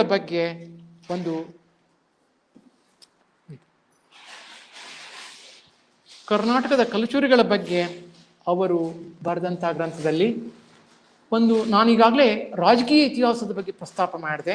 ವಿಜಯನಗರ ಸಾಮ್ರಾಜ್ಯವನ್ನು ಹೇಗೆ ರಾಜಕೀಯ ನೆಲೆಯಲ್ಲಿ ಅವರು ಅಧ್ಯಯನ ಮಾಡಿದರು ಅಂತನ್ನೋದನ್ನು ನಾವು ಕಾಣ್ತೇವೆ. ಹಾಗೆ ಕಲಚೂರಿಗಳ ಬಗ್ಗೆ ದೊಡ್ಡದಾಗಿ ಆ ಇಡೀ ಅರಸುಮನೆತನದ ಬಗ್ಗೆ ಸಂಶೋಧನೆಯನ್ನು ಮಾಡಿದಂಥವರು ಅವರಾಗಿದ್ದಾರೆ. ಹೀಗಾಗಿ ಅದು ಕೂಡ ಅತ್ಯಂತ ಮಹತ್ವದ ಸಂಶೋಧನೆ ಅಂತಲೇ ನಾನು ಈ ಸಂದರ್ಭದಲ್ಲಿ ಹೇಳಲಿಕ್ಕೆ ಇಷ್ಟಪಡ್ತೇನೆ. ಹಾಗೆ ಕಲಚೂರಿಗಳಿಗೆ ಸಂಬಂಧಪಟ್ಟಂತೆ ಅವರ ರಾಜಕೀಯಕ್ಕೆ ಹಿನ್ನೆಲೆಯಾಗಿರ್ತಕ್ಕಂಥ ಶಾಸನಗಳನ್ನೆಲ್ಲ ಕಲೆ ಹಾಕಿ ಆ ಇಡೀ ಒಂದು ಮನೆತನ ಹೇಗೆ ರಾಜಕೀಯ ಶಕ್ತಿಯಾಗಿ ಕರ್ನಾಟಕದಲ್ಲಿ ಬೆಳೆದುಕೊಂಡು ಬಂತು ಅಂತನ್ನೋದನ್ನು ಅವರು ಹೇಳಿದ್ದನ್ನು ನಾವಿಲ್ಲಿ ಗಮನಿಸಬೇಕಾಗ್ತದೆ. ಹಾಗೆ ಈ ಕಲಚೂರಿಗಳ ಬಗ್ಗೆ ಅವರು ಬರೆದಂಥ ಇದನ್ನು ಕೂಡ ತಮ್ಮ ಗಮನಕ್ಕೆ ನಾನು ತರ್ತಾ ಇದ್ದೇನೆ. ಕಲಚೂರೀಸ್ ಆಫ್ ಕರ್ನಾಟಕದ ಕಲಚೂರಿಗಳು ಅಂತನ್ನುವಂಥದ್ದು. ಇದರಲ್ಲಿ ರಾಜಕೀಯ, ಸಾಮಾಜಿಕ, ಧಾರ್ಮಿಕ ಮತ್ತು ಸಾಹಿತ್ಯ ಚರಿತ್ರೆ ಮೇಲೆ ಆ ಒಂದು ಮನೆತನ ಹೇಗೆ ಬೆಳಕನ್ನು ನೀಡಿತು, ಅದರಲ್ಲಿಯೂ ಮುಖ್ಯವಾಗಿ ಬಸವಣ್ಣನವರಿಗೆ ಸಂಬಂಧಪಟ್ಟಂಥ ಈ ಕಲಚೂರಿ ವಂಶದ ಇತಿಹಾಸ ಏನಿದೆ, ಬಿಜ್ಜಳನ ಇತಿಹಾಸ ಏನಿದೆ, ಅವನ ರಾಜವಂಶದ ಇತಿಹಾಸ ಏನಿದೆ, ಅದನ್ನೆಲ್ಲ ಬಹಳ ವಿಸ್ತಾರವಾಗಿ ಅವರು ಚರ್ಚೆ ಮಾಡಿದ್ದಾರೆ. ಇದಕ್ಕೆ ಅವರು ಶಾಸನಗಳ ಆಧಾರವನ್ನು ಇಟ್ಟುಕೊಂಡು ಈ ರಾಜಮನೆತನದ ಒಂದು ಚರಿತ್ರೆಯನ್ನು ನಮಗೆ ಅವರು ಕೊಟ್ಟಿದ್ದಾರೆ. ಇದೊಂದು ಮಹತ್ವದ ಒಂದು ಸಂಶೋಧನೆ ಎಂದೇ ಭಾವಿಸಬೇಕಾಗ್ತದೆ. ಹಾಗೆ ಈಗ ನಾವು ಅವರ ಇನ್ನೊಂದು ವಿಷಯವನ್ನು ನಾನು ಇದೇ ಸಂದರ್ಭದಲ್ಲಿ ಹೇಳಬೇಕು. ಅದೇನು ಅಂದರೆ, ಬೇರೆ ಬೇರೆ ಇತಿಹಾಸಕ್ಕೆ ಸಂಬಂಧಪಟ್ಟ ಹಾಗೆ ಕಾದಂಬರಿಗಳ ರಚನೆಯನ್ನು ಅವರು ಮಾಡಿದ್ದಾರೆ. ಕನ್ನಡದಲ್ಲಿ ಐತಿಹಾಸಿಕ ಕಾದಂಬರಿಗಳ ಒಂದು ದೊಡ್ಡ ಪರಂಪರೆಯೇ ಇದೆ. ಇತಿಹಾಸದ ಸಾಮಗ್ರಿಯನ್ನು ಇಟ್ಟುಕೊಂಡು ಮೈಸೂರು ಸಂಸ್ಥಾನಕ್ಕೆ ಸಂಬಂಧಪಟ್ಟಂಥ ಒಂದು ಯಾವ್ಯಾವ ಕಾದಂಬರಿಗಳ ರಚನೆ ಮಾಡಬಹುದು ಅಂತ AR ಕೃಷ್ಣಶಾಸ್ತ್ರಿಗಳು ಒಂದು ಲೇಖನವನ್ನು ಪ್ರಬುದ್ಧ ಕರ್ನಾಟಕದಲ್ಲಿ ಬರೆದಿದ್ದರು. ಹಾಗೆ ಮೈಸೂರು ಸಂಸ್ಥಾನಕ್ಕೆ ಕೊಡಗಿನ ಇತಿಹಾಸಕ್ಕೆ ಸಂಬಂಧಪಟ್ಟಂತೆ ಚಿಕ್ವೀರ ರಾಜೇಂದ್ರ ಕಾದಂಬರಿಯನ್ನು ಮತ್ತು ಚನ್ನಬಸವನಾಯಕ ಕಾದಂಬರಿಯನ್ನು ಮಾಸ್ತಿಯವರು ಬರೆದಿದ್ದರು. ಹಾಗೆ ಅನಕೃಷ್ಣರಾಯರು, ಆನಂತರ ತರಾಸುರವರು ಚಿತ್ರದುರ್ಗದ ಇತಿಹಾಸಕ್ಕೆ ಸಂಬಂಧಪಟ್ಟಂತೆ ಕಾದಂಬರಿಗಳನ್ನು ಬರೆದರು. ರಕ್ತರಾತ್ರಿ, ತಿರುಗುಬಾಣ, ಕಂಬನಿಯ ಕೊಯ್ಲು, ಈ ಎಲ್ಲ ಕಾದಂಬರಿಗಳು, ದುರ್ಗಾಸ್ತಮಾನ, ಈ ಎಲ್ಲ ಕಾದಂಬರಿಗಳನ್ನು ನಾನು ನೆನಪಿಸಿ ಮಾಡ್ಕೊಳ್ತಾ ಇದ್ದೇನೆ. ಅಂದರೆ ಹಾಗೆ ಪಾಂಡುರಂಗ ದೇಸಾಯಿ ಅವರು ನಮಗೆ ಕೊಟ್ಟಂಥ 2 ಮಹತ್ವದ ಕಾದಂಬರಿಗಳು, ಒಂದು ಜಯಗೋದಾವರಿ, ಅದು 2ನೇ ಚಾಲುಕ್ಯ ತೈಲಪ್ನನ್ನು ಕುರಿತಾದಂಥ ಜಯಗೋದಾವರಿ ಕಾದಂಬರಿ 1953ರಲ್ಲಿ ಪ್ರಕಟ ಆಗಿದೆ. ಹಾಗೆ ಆರ್ವಿಡಿ ವಿಕ್ರಮಾದಿತ್ಯನನ್ನು ಕುರಿತು ಕುಂತಲೇಶ್ವರ ಎನ್ನುವಂಥ ಇನ್ನೊಂದು ಕಾದಂಬರಿಯನ್ನು ಅವರು ಬರೆದಿದ್ದಾರೆ. ಅದು 4 ಆವೃತ್ತಿಗಳನ್ನು ಕಂಡಿದೆ. 1964ರಲ್ಲಿ ಅದು ಪ್ರಕಟ ಆಗಿದೆ. ಅಂದರೆ ಈ ರೀತಿಯಲ್ಲಿ ಒಂದು ಕಾದಂಬರಿಯ ಮೂಲಕವಾಗಿಯೂ ಕೂಡ ಇತಿಹಾಸವನ್ನು ಜನಪ್ರಿಯಗೊಳಿಸುವ ಕೆಲಸವನ್ನು ಪಾಂಡುರಂಗ ದೇಸಾಯಿ ಅವರು ಮಾಡಿದರು. ಹಾಗೆ ಕಥೆಗಳನ್ನು ಅವರು ಬರೆದರು. ಮದಗಜಮಲ್ಲ ಮತ್ತು ನಾಗರಮರಿ ಅನ್ನುವಂಥ 2 ಕಥಾಸಂಕಲನಗಳು ಅದು ಬಂದದ್ದನ್ನು ಇಲ್ಲಿ ಉಲ್ಲೇಖಿಸಬೇಕು. ಆನಂತರ ಮಕ್ಕಳಿಗಾಗಿ ಬಂದಂಥ ಇತಿಹಾಸದ ಕುರಿತು ನಾನು ಸಂಶೋಧನಾ ಲೇಖನಗಳ ನಂತರ ಅದನ್ನು ಪ್ರಸ್ತಾಪ ಮಾಡ್ತಾ ಇದ್ದೇನೆ. ಹಾಗೆ ದೇಸಾಯಿ ಅವರು ಈ ಎಲ್ಲ ಗ್ರಂಥಗಳನ್ನು ರಚನೆ ಮಾಡುವಂಥ ಸಂದರ್ಭದಲ್ಲಿ 2 ವಿದ್ಯಾರ್ಥಿಗಳನ್ನು ಗಮನದಲ್ಲಿಟ್ಟುಕೊಂಡು ಬರೆದಂಥ 2 ಮಹತ್ವದ ಗ್ರಂಥಗಳನ್ನು ಕುರಿತು ಕೂಡ ನಾನು ಇಲ್ಲಿ ಹೇಳಬೇಕು. ಒಂದು, ಅದು ಕರ್ನಾಟಕ ಇತಿಹಾಸವನ್ನು ಕುರಿತಾದಂಥ ಇಂಗ್ಲಿಷ್ನಲ್ಲಿ ಇರುವಂಥ ಒಂದು ಗ್ರಂಥ ಅದು. ಹಾಗೆ ಭಾರತದ ಇತಿಹಾಸವನ್ನು ಕುರಿತಾದಂಥ ಒಂದು ಗ್ರಂಥ. ಇವೆರಡೂ ನಮ್ಮ ನಾಡಿನ ವಿದ್ಯಾರ್ಥಿ ಪ್ರಪಂಚ ಅಗತ್ಯವಾಗಿ ಗಮನಿಸಬೇಕಾದಂಥ ಪುಸ್ತಕಗಳು. ಆ ದೃಷ್ಟಿಯಿಂದ ಅವು ತುಂಬ ಮಹತ್ವಪೂರ್ಣವಾಗಿವೆ. ಇವತ್ತೂ ಕೂಡ ಅವು ನಮಗೆ ತುಂಬ ಪ್ರಿಯವಾಗ್ತವೆ. ಟೆಕ್ಸ್ಟ್ ಬುಕ್ ದೃಷ್ಟಿಯಿಂದ, ಪಠ್ಯಪುಸ್ತಕ ದೃಷ್ಟಿಯಿಂದ ಭಾರತದ ಚರಿತ್ರೆ ಸಂಪುಟ 1, ಭವ್ಯ ಭಾರತದ ಚರಿತ್ರೆ ಸಂಪುಟ 2 ಇವೆರಡು ಮಹತ್ವದ್ದು ಅಂಥೇಳಿ ನಾನು ಈ ಸಂದರ್ಭದಲ್ಲಿ ಹೇಳಿಕ್ಕೆ ಇಷ್ಟಪಡ್ತೇನೆ. ಹಾಗೆ ಶಾಸನ ಪರಿಚಯ ಅನ್ನುವಂಥ ಗ್ರಂಥವನ್ನು ಕೂಡ 1956ರಲ್ಲಿ ಅವರು ಪ್ರಕಟ ಮಾಡಿದ್ದಾರೆ. ಕನ್ನಡ ನಾಡಿನ ಶಾಸನಗಳ ಬಗ್ಗೆ ಅವರು ಗ್ರಂಥವನ್ನು ರಚನೆ ಮಾಡಿದ್ದಾರೆ. ಹಬ್ಬ ಹುಣ್ಣಿಮೆಗಳ ಬಗ್ಗೆ ಒಂದು ಪುಸ್ತಕವನ್ನು ಅವರು ಬರೆದಿದ್ದಾರೆ. ಕನ್ನಡ ನಾಡಿನ ಚರಿತ್ರೆಯ ಬಗ್ಗೆ ಒಂದು ಗ್ರಂಥವನ್ನು ಅವರು ರಚನೆ ಮಾಡಿದ್ದಾರೆ. ಹೀಗೆ ಇತಿಹಾಸ ಸಂಶೋಧನೆಯಲ್ಲಿ ಅವರು ಮಾಡಿದಂಥ ಕೆಲಸ ಬಹಳ ಅಮೂಲ್ಯವಾಗಿರ್ತಕ್ಕಂಥದ್ದು. ಇತಿಹಾಸ ಸಂಶೋಧನೆಯಲ್ಲಿ ಇನ್ನೊಂದು ವಿಷಯವನ್ನು ನಾನು ಪ್ರಸ್ತಾಪ ಮಾಡಬೇಕು. ಅದೇನೆಂದರೆ ಚಂದ್ರಿಕಾವಾಟದ ಯತಿಗಳು ಅಂತನ್ನುವಂಥ ಒಂದು ಗ್ರಂಥ. ಅದು ಕನ್ನಡ ಸಾಹಿತ್ಯ ಪರಿಷತ್ ಪತ್ರಿಕೆಯ 51ನೇ ಸಂಪುಟದಲ್ಲಿ ಅದು ಮುದ್ರಿತ ಆಗಿದೆ. ಡಾಕ್ಟರ್ ಫ್ಲೀಟ್ ಅವರು ಚಿಕ್ಕ ಟಿಪ್ಪಣಿಯ ನಂತರ ಕರ್ನಾಟಕದ ಕಲಚೂರಿಗಳ ಇತಿಹಾಸವನ್ನು ಅವರು ಹೇಗೆ ಬರೆದ್ರು ಹಾಗೆ ಚಂದ್ರಕವಾಟದ ಯತಿಗಳು ಅಂದರೆ ವಿಜಾಪುರ ಜಿಲ್ಲೆಯ ಸಿಂದಗಿ ತಾಲೂಕಿನ ಚಾಂದಕವಟೆ ಅಂತನ್ನುವುದೇನಿದೆ ಅಲ್ಲಿ ಅದನ್ನೇ ಅವರು ಚಂದ್ರಕವಾಟದ ಯತಿಗಳು ಅಂಥೇಳಿ ಹೇಳಿದ್ದು. ಆ ಸಂಶೋಧನೆಯನ್ನ ಲೇಖನವನ್ನು ಓದಿ ನಾನು ಹರ್ಷಪಟ್ಟಿದ್ದೇನೆ. ಯಾಕೆಂದರೆ ಚಾಂದಕವಟೆ ಈ ಸ್ಥಳನಾಮ ಬೇರೆ ರೂಪದಿಂದ ಬಂದಿರಬೇಕು ಅಂತ ನಾನು ಭಾವಿಸಿಕೊಂಡಿದ್ದೆ. ಆದರೆ ಇದನ್ನು ಓದಿದಾಗ ಚಂದ್ರಕವಾಟದ ಯತಿಗಳು ಹೇಗೆ ಮುಳುಗುಂದದ ನಯಸೇನ ಒಂದು ಪರಂಪರೆಗೆ ಆ ಯತಿಗಳು ಜೈನ ಯತಿಗಳು ಸೇರಿದ್ರು ಅಂತನ್ನುವುದನ್ನು ಆ ಸಂಶೋಧನೆಯನ್ನು ಅವರು ಮಾಡಿದ್ದಾರಲ್ಲ, ಇದು ಬಹಳ ಮಹತ್ವದ ಸಂಶೋಧನೆ ಅಂತಲೇ ಹೇಳಬೇಕು. ಹಾಗೆ ಅವರ ಸೌತ್ ಇಂಡಿಯನ್ ಏನು ಇತಿಹಾಸ ಇದೆಯಲ್ಲ, ಜೈನ ಇತಿಹಾಸ ಇದೆಯಲ್ಲ, ಅದಕ್ಕೂ ಕೂಡ ಇದು ಒಂದು ವ್ಯಾಪಕವಾದ ಅಧ್ಯಯನ ನೆಲೆಯಲ್ಲಿ ಮಹತ್ವದ ಸ್ಥಾನವನ್ನು ಪಡೆದಿದೆ ಅಂತ ಹೇಳಬೇಕು. ಈಗ ನಾನು 2 ಮಹತ್ವದ ಗ್ರಂಥಗಳ ಬಗ್ಗೆ, ಅವರ ಇತಿಹಾಸದ ಕೃತಿಗಳ ಬಗ್ಗೆ ನಾನು ಬರ್ತಾ ಇದ್ದೇನೆ. ಒಂದು, Jainism in south India and some Jaina epigraphs, ದಕ್ಷಿಣ ಭಾರತದಲ್ಲಿ ಜೈನ ಧರ್ಮ ಮತ್ತು ಜೈನ ಶಾಸನಗಳು ಅಂತನ್ನುವಂಥ ಅವರ ಡಿಲಿಟ್ ಮಹಾಪ್ರಬಂಧದ ಬಗ್ಗೆ ನಾವು ಆಲೋಚನೆಯನ್ನು ಮಾಡೋಣ. 1952ರಲ್ಲಿ ಕರ್ನಾಟಕ ವಿಶ್ವವಿದ್ಯಾಲಯದ ಡಿಲಿಟ್ ಪದವಿಗಾಗಿ ಪ್ರಕಟಿತ ಕೃತಿಯನ್ನು ಅವರು ಅರ್ಪಿಸಿದ್ದಾರೆ.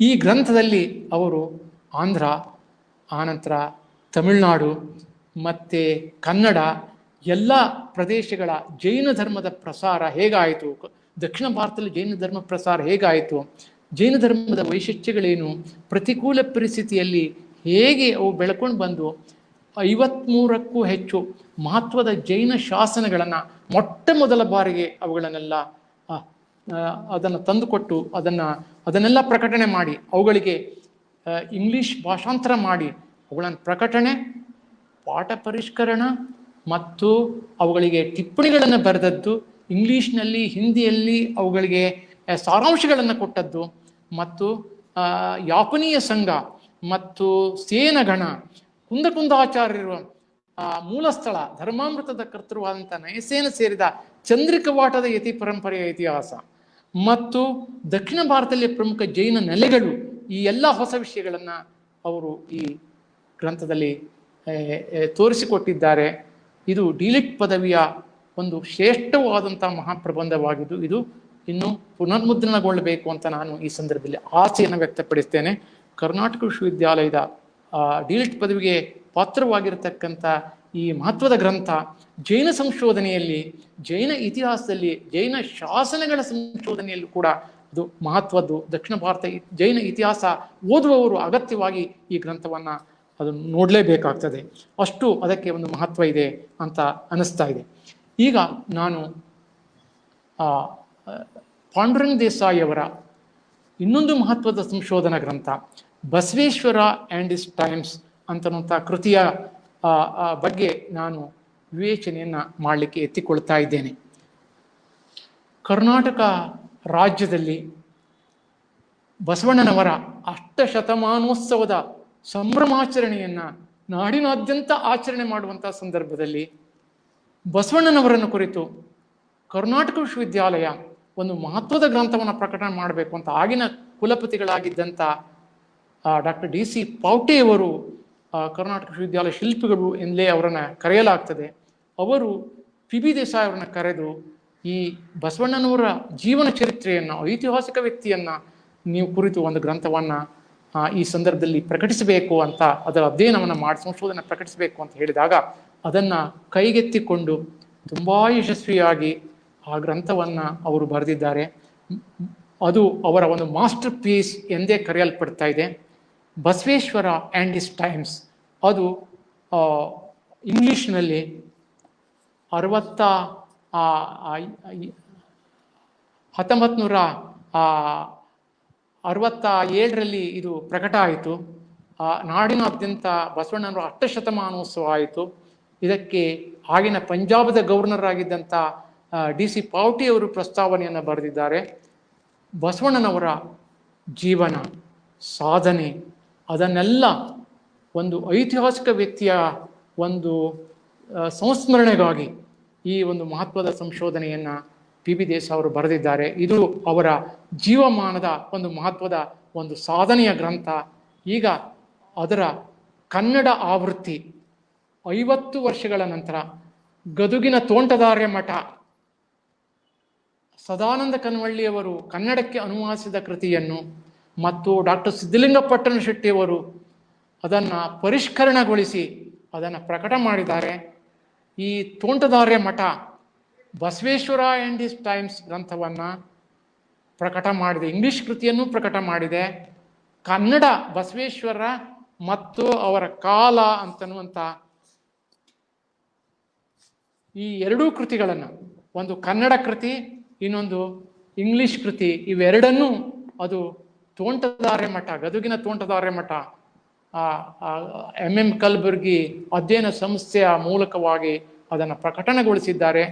600ಕ್ಕೂ ಹೆಚ್ಚು ಪುಸ್ತಕಗಳನ್ನು ಪ್ರಕಟಣೆ ಮಾಡಿ ಇತಿಹಾಸ, ಶರಣರ ಮತ್ತು ಆಧುನಿಕ ಕರ್ನಾಟಕದ ಬೇರೆ ಬೇರೆ ವೀರಶೈವ ಪುಣ್ಯ ಪುರುಷರ ಬಗ್ಗೆ 300ಕ್ಕೂ ಹೆಚ್ಚು ನಿಜ ಚರಿತ್ರೆಗಳನ್ನು ಬರೆದು ಪ್ರಕಟಿಸಿದಂಥ ದೊಡ್ಡ ಕೀರ್ತಿ ತೋಂಟದ ಸಿದ್ಧಲಿಂಗ ಮಹಾಸ್ವಾಮಿಗಳಿಗೆ ಮತ್ತು ಕಲಬುರ್ಗಿ ಅವರಿಗೆ ಸಲ್ತದೆ. ಅವರು ದೊಡ್ಡ ಕೆಲಸವನ್ನು ಅವರು ಮಾಡಿದ್ದಾರೆ. ಇತಿಹಾಸ ಅಕಾಡೆಮಿ ಇದನ್ನು ಗಮನಿಸಬೇಕು ಅಂತ ನಾನು ಹೇಳಲಿಕ್ಕೆ ಇಷ್ಟಪಡ್ತೇನೆ. ಈ ಸಂಶೋಧನಾ ಗ್ರಂಥ ಏನಿದೆ, ಈ ಬಸವೇಶ್ವರ ಮತ್ತು ಅವನ ಕಾಲ ಎನ್ನುವಂಥ ಕೃತಿ ಏನಿದೆ, ಸದಾನಂದ ಕನ್ವಳ್ಳಿಯವರು ಮಾಡಿದಂಥ ಗ್ರಂಥದ ಪರಿಷ್ಕರಣೆಯನ್ನು ಮಾಡುವಾಗ ಪಟ್ನಶೆಟ್ಟರು ಬಹಳಷ್ಟು ಶ್ರಮಿಸಿದ್ದಾರೆ, ಸಿದ್ಧಲಿಂಗ ಪಟ್ನಶೆಟ್ಟಿಯವರು. ಆನಂತರ ಈ ಗ್ರಂಥದಲ್ಲಿ ಆರಂಭದಲ್ಲಿ ಇದರ ಬಗ್ಗೆ ತಾವು ಯಾವ ರೀತಿ ಸಂಶೋಧನೆ ಮಾಡಿದರು ಅಂತನ್ನುವುದನ್ನು ಸ್ವತಃ ದೇಸಾಯಿ ಅವರು ಹೇಳಿದ 4 ವಾಕ್ಯಗಳನ್ನಾದರೂ ನಾನು ನಿಮ್ಮ ಮುಂದೆ ಉದ್ಧರಿಸಬೇಕು. ಯಾವ ರೀತಿ ಇದು ಬಸವಣ್ಣವರ ವ್ಯಕ್ತಿತ್ವಕ್ಕೆ ಒಂದು ಕನ್ನಡಿಯಾಗಿದೆ ಅಂತನ್ನುವಂಥದ್ದು. ಇದು ಅವರ ಜೀವನ ಚರಿತ್ರೆಯನ್ನು ಕಟ್ಟಿಕೊಡ್ತದೆ. ಶಾಸನಗಳ ಆಧಾರದಿಂದ ಹೊಸ ರೀತಿಯಲ್ಲಿ ಅವರ ಒಟ್ಟು ಬದುಕನ್ನು ಇದು ಪುನರ್ರಚಿಸುವ ಕೆಲಸವನ್ನು ಅದು ಮಾಡ್ತದೆ. ಅವರು ಈ ಸಂಶೋಧನೆಯಿಂದ ಸತ್ಯ ಸಂಗತಿಗಳನ್ನ ಸ್ಥೂಲವಾಗಿ ನಾನು ಹೀಗೆ ಹೇಳಿದ್ದೇನೆ ಅಂತ ಹೇಳ್ತಾರೆ. ಉತ್ಕಟ ಆಧ್ಯಾತ್ಮಿಕನೂ ಶಿವನ ಭಾವನಾಪರವಶವತ್ತನೂ ಆದ ಬಸವೇಶ್ವರ ಚೈತನ್ಯಶೀಲ ವ್ಯಕ್ತಿಯಾಗಿದ್ದ.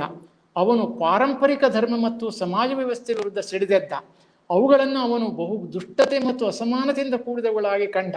ತನ್ನ ಮೇಲೆ ಹೇರಲ್ಪಟ್ಟ ಬ್ರಾಹ್ಮಣ ದೀಕ್ಷಾ ಉಪನಯನ ಸಮಾರಂಭವು ಅವನ ಬಂಡಾಯದ ತತ್ಕ್ಷಣದ ಕಾರಣವಾಗಿತ್ತು. ಅವನು ಅನೇಕ ವರ್ಷಗಳನ್ನು ಅಭ್ಯಾಸ ಮತ್ತು ಧ್ಯಾನದಲ್ಲಿ ಕಳೆದಿದ್ದ. ಜನಪ್ರಿಯ ಯಾತ್ರಾ ಕೇಂದ್ರವಾದ ಕೂಡಲ ಸಂಗಮಕ್ಕೆ ತನ್ನ ಜನ್ಮಸ್ಥಳವಾದ ಬಾಗೇವಾಡಿಯಿಂದ ಹೋದ. ತನ್ನ ಅಂತರಂಗದ ಧ್ವನಿ ಆಜ್ಞೆಯಂತೆ ಅವನು ಮಂಗಳವಾಡಕ್ಕೆ ಹೋಗಿ ಕಲಚೂರಿ ವಂಶದ ಪ್ರಾಂತಾಧಿಪತಿ ಮತ್ತು ದಣಿಯಾಗಿದ್ದ ಬಿಜ್ಜಲ್ನ ಕೆಳಗೆ ಒಬ್ಬ ಸಾಮಾನ್ಯ ಲೆಕ್ಕಿಗನಾಗಿ ಸೇವೆಗೆ ಸೇರಿಕೊಂಡ. ತನ್ನ ಸಾಮರ್ಥ್ಯದಿಂದ ಶೀಘ್ರದಲ್ಲಿ ಅಸೂಯೆ ಹುಟ್ಟಿಸಬಹುದಾದ ಮುಖ್ಯ ಕೋಶಾಧಿಕಾರಿ ಸ್ಥಾನಕ್ಕೇರಿದ ಶಿವನ ಎಲ್ಲ ಭಕ್ತರನ್ನು ಎಲ್ಲ ರೀತಿಯಲ್ಲಿ ಸಮಾನರಾಗಿ ನಡೆಸಿಕೊಳ್ಳುವ ತನ್ನ ಧಾರ್ಮಿಕ ಸಾಮಾಜಿಕ ಸುಧಾರಣಾ ಆಂದೋಲನವನ್ನು ಆರಂಭಿಸಿದ. ಅವನು ಜಾತಿ ಮತ ಮತ್ತು ವ್ಯವಸ್ಥೆಗಳ ಪಾರಂಪರಿಕ ಭೇದಗಳನ್ನು ಮನ್ನಿಸಲಿಲ್ಲ. ಸಾಂಪ್ರದಾಯಿಕ ಪರಂಪರೆಗಳ ಶೈವ ತತ್ವದ ಕಟ್ಟಾ ಸಮರ್ಥಕನಾದ ಬಿಜ್ಜಲ್ನನ್ನು ಈ ಹೊಸ ಸುಧಾರಣಾ ಚಳುವಳಿಯು ಎದುರು ಹಾಕಿಕೊಂಡಿತು. ಬಿಜ್ಜಲ್ನು ಯಾವ ರೀತಿಯಲ್ಲೂ ಜೈನ ಧರ್ಮಕ್ಕೆ ಸಂಬಂಧಪಟ್ಟಿರಲಿಲ್ಲ.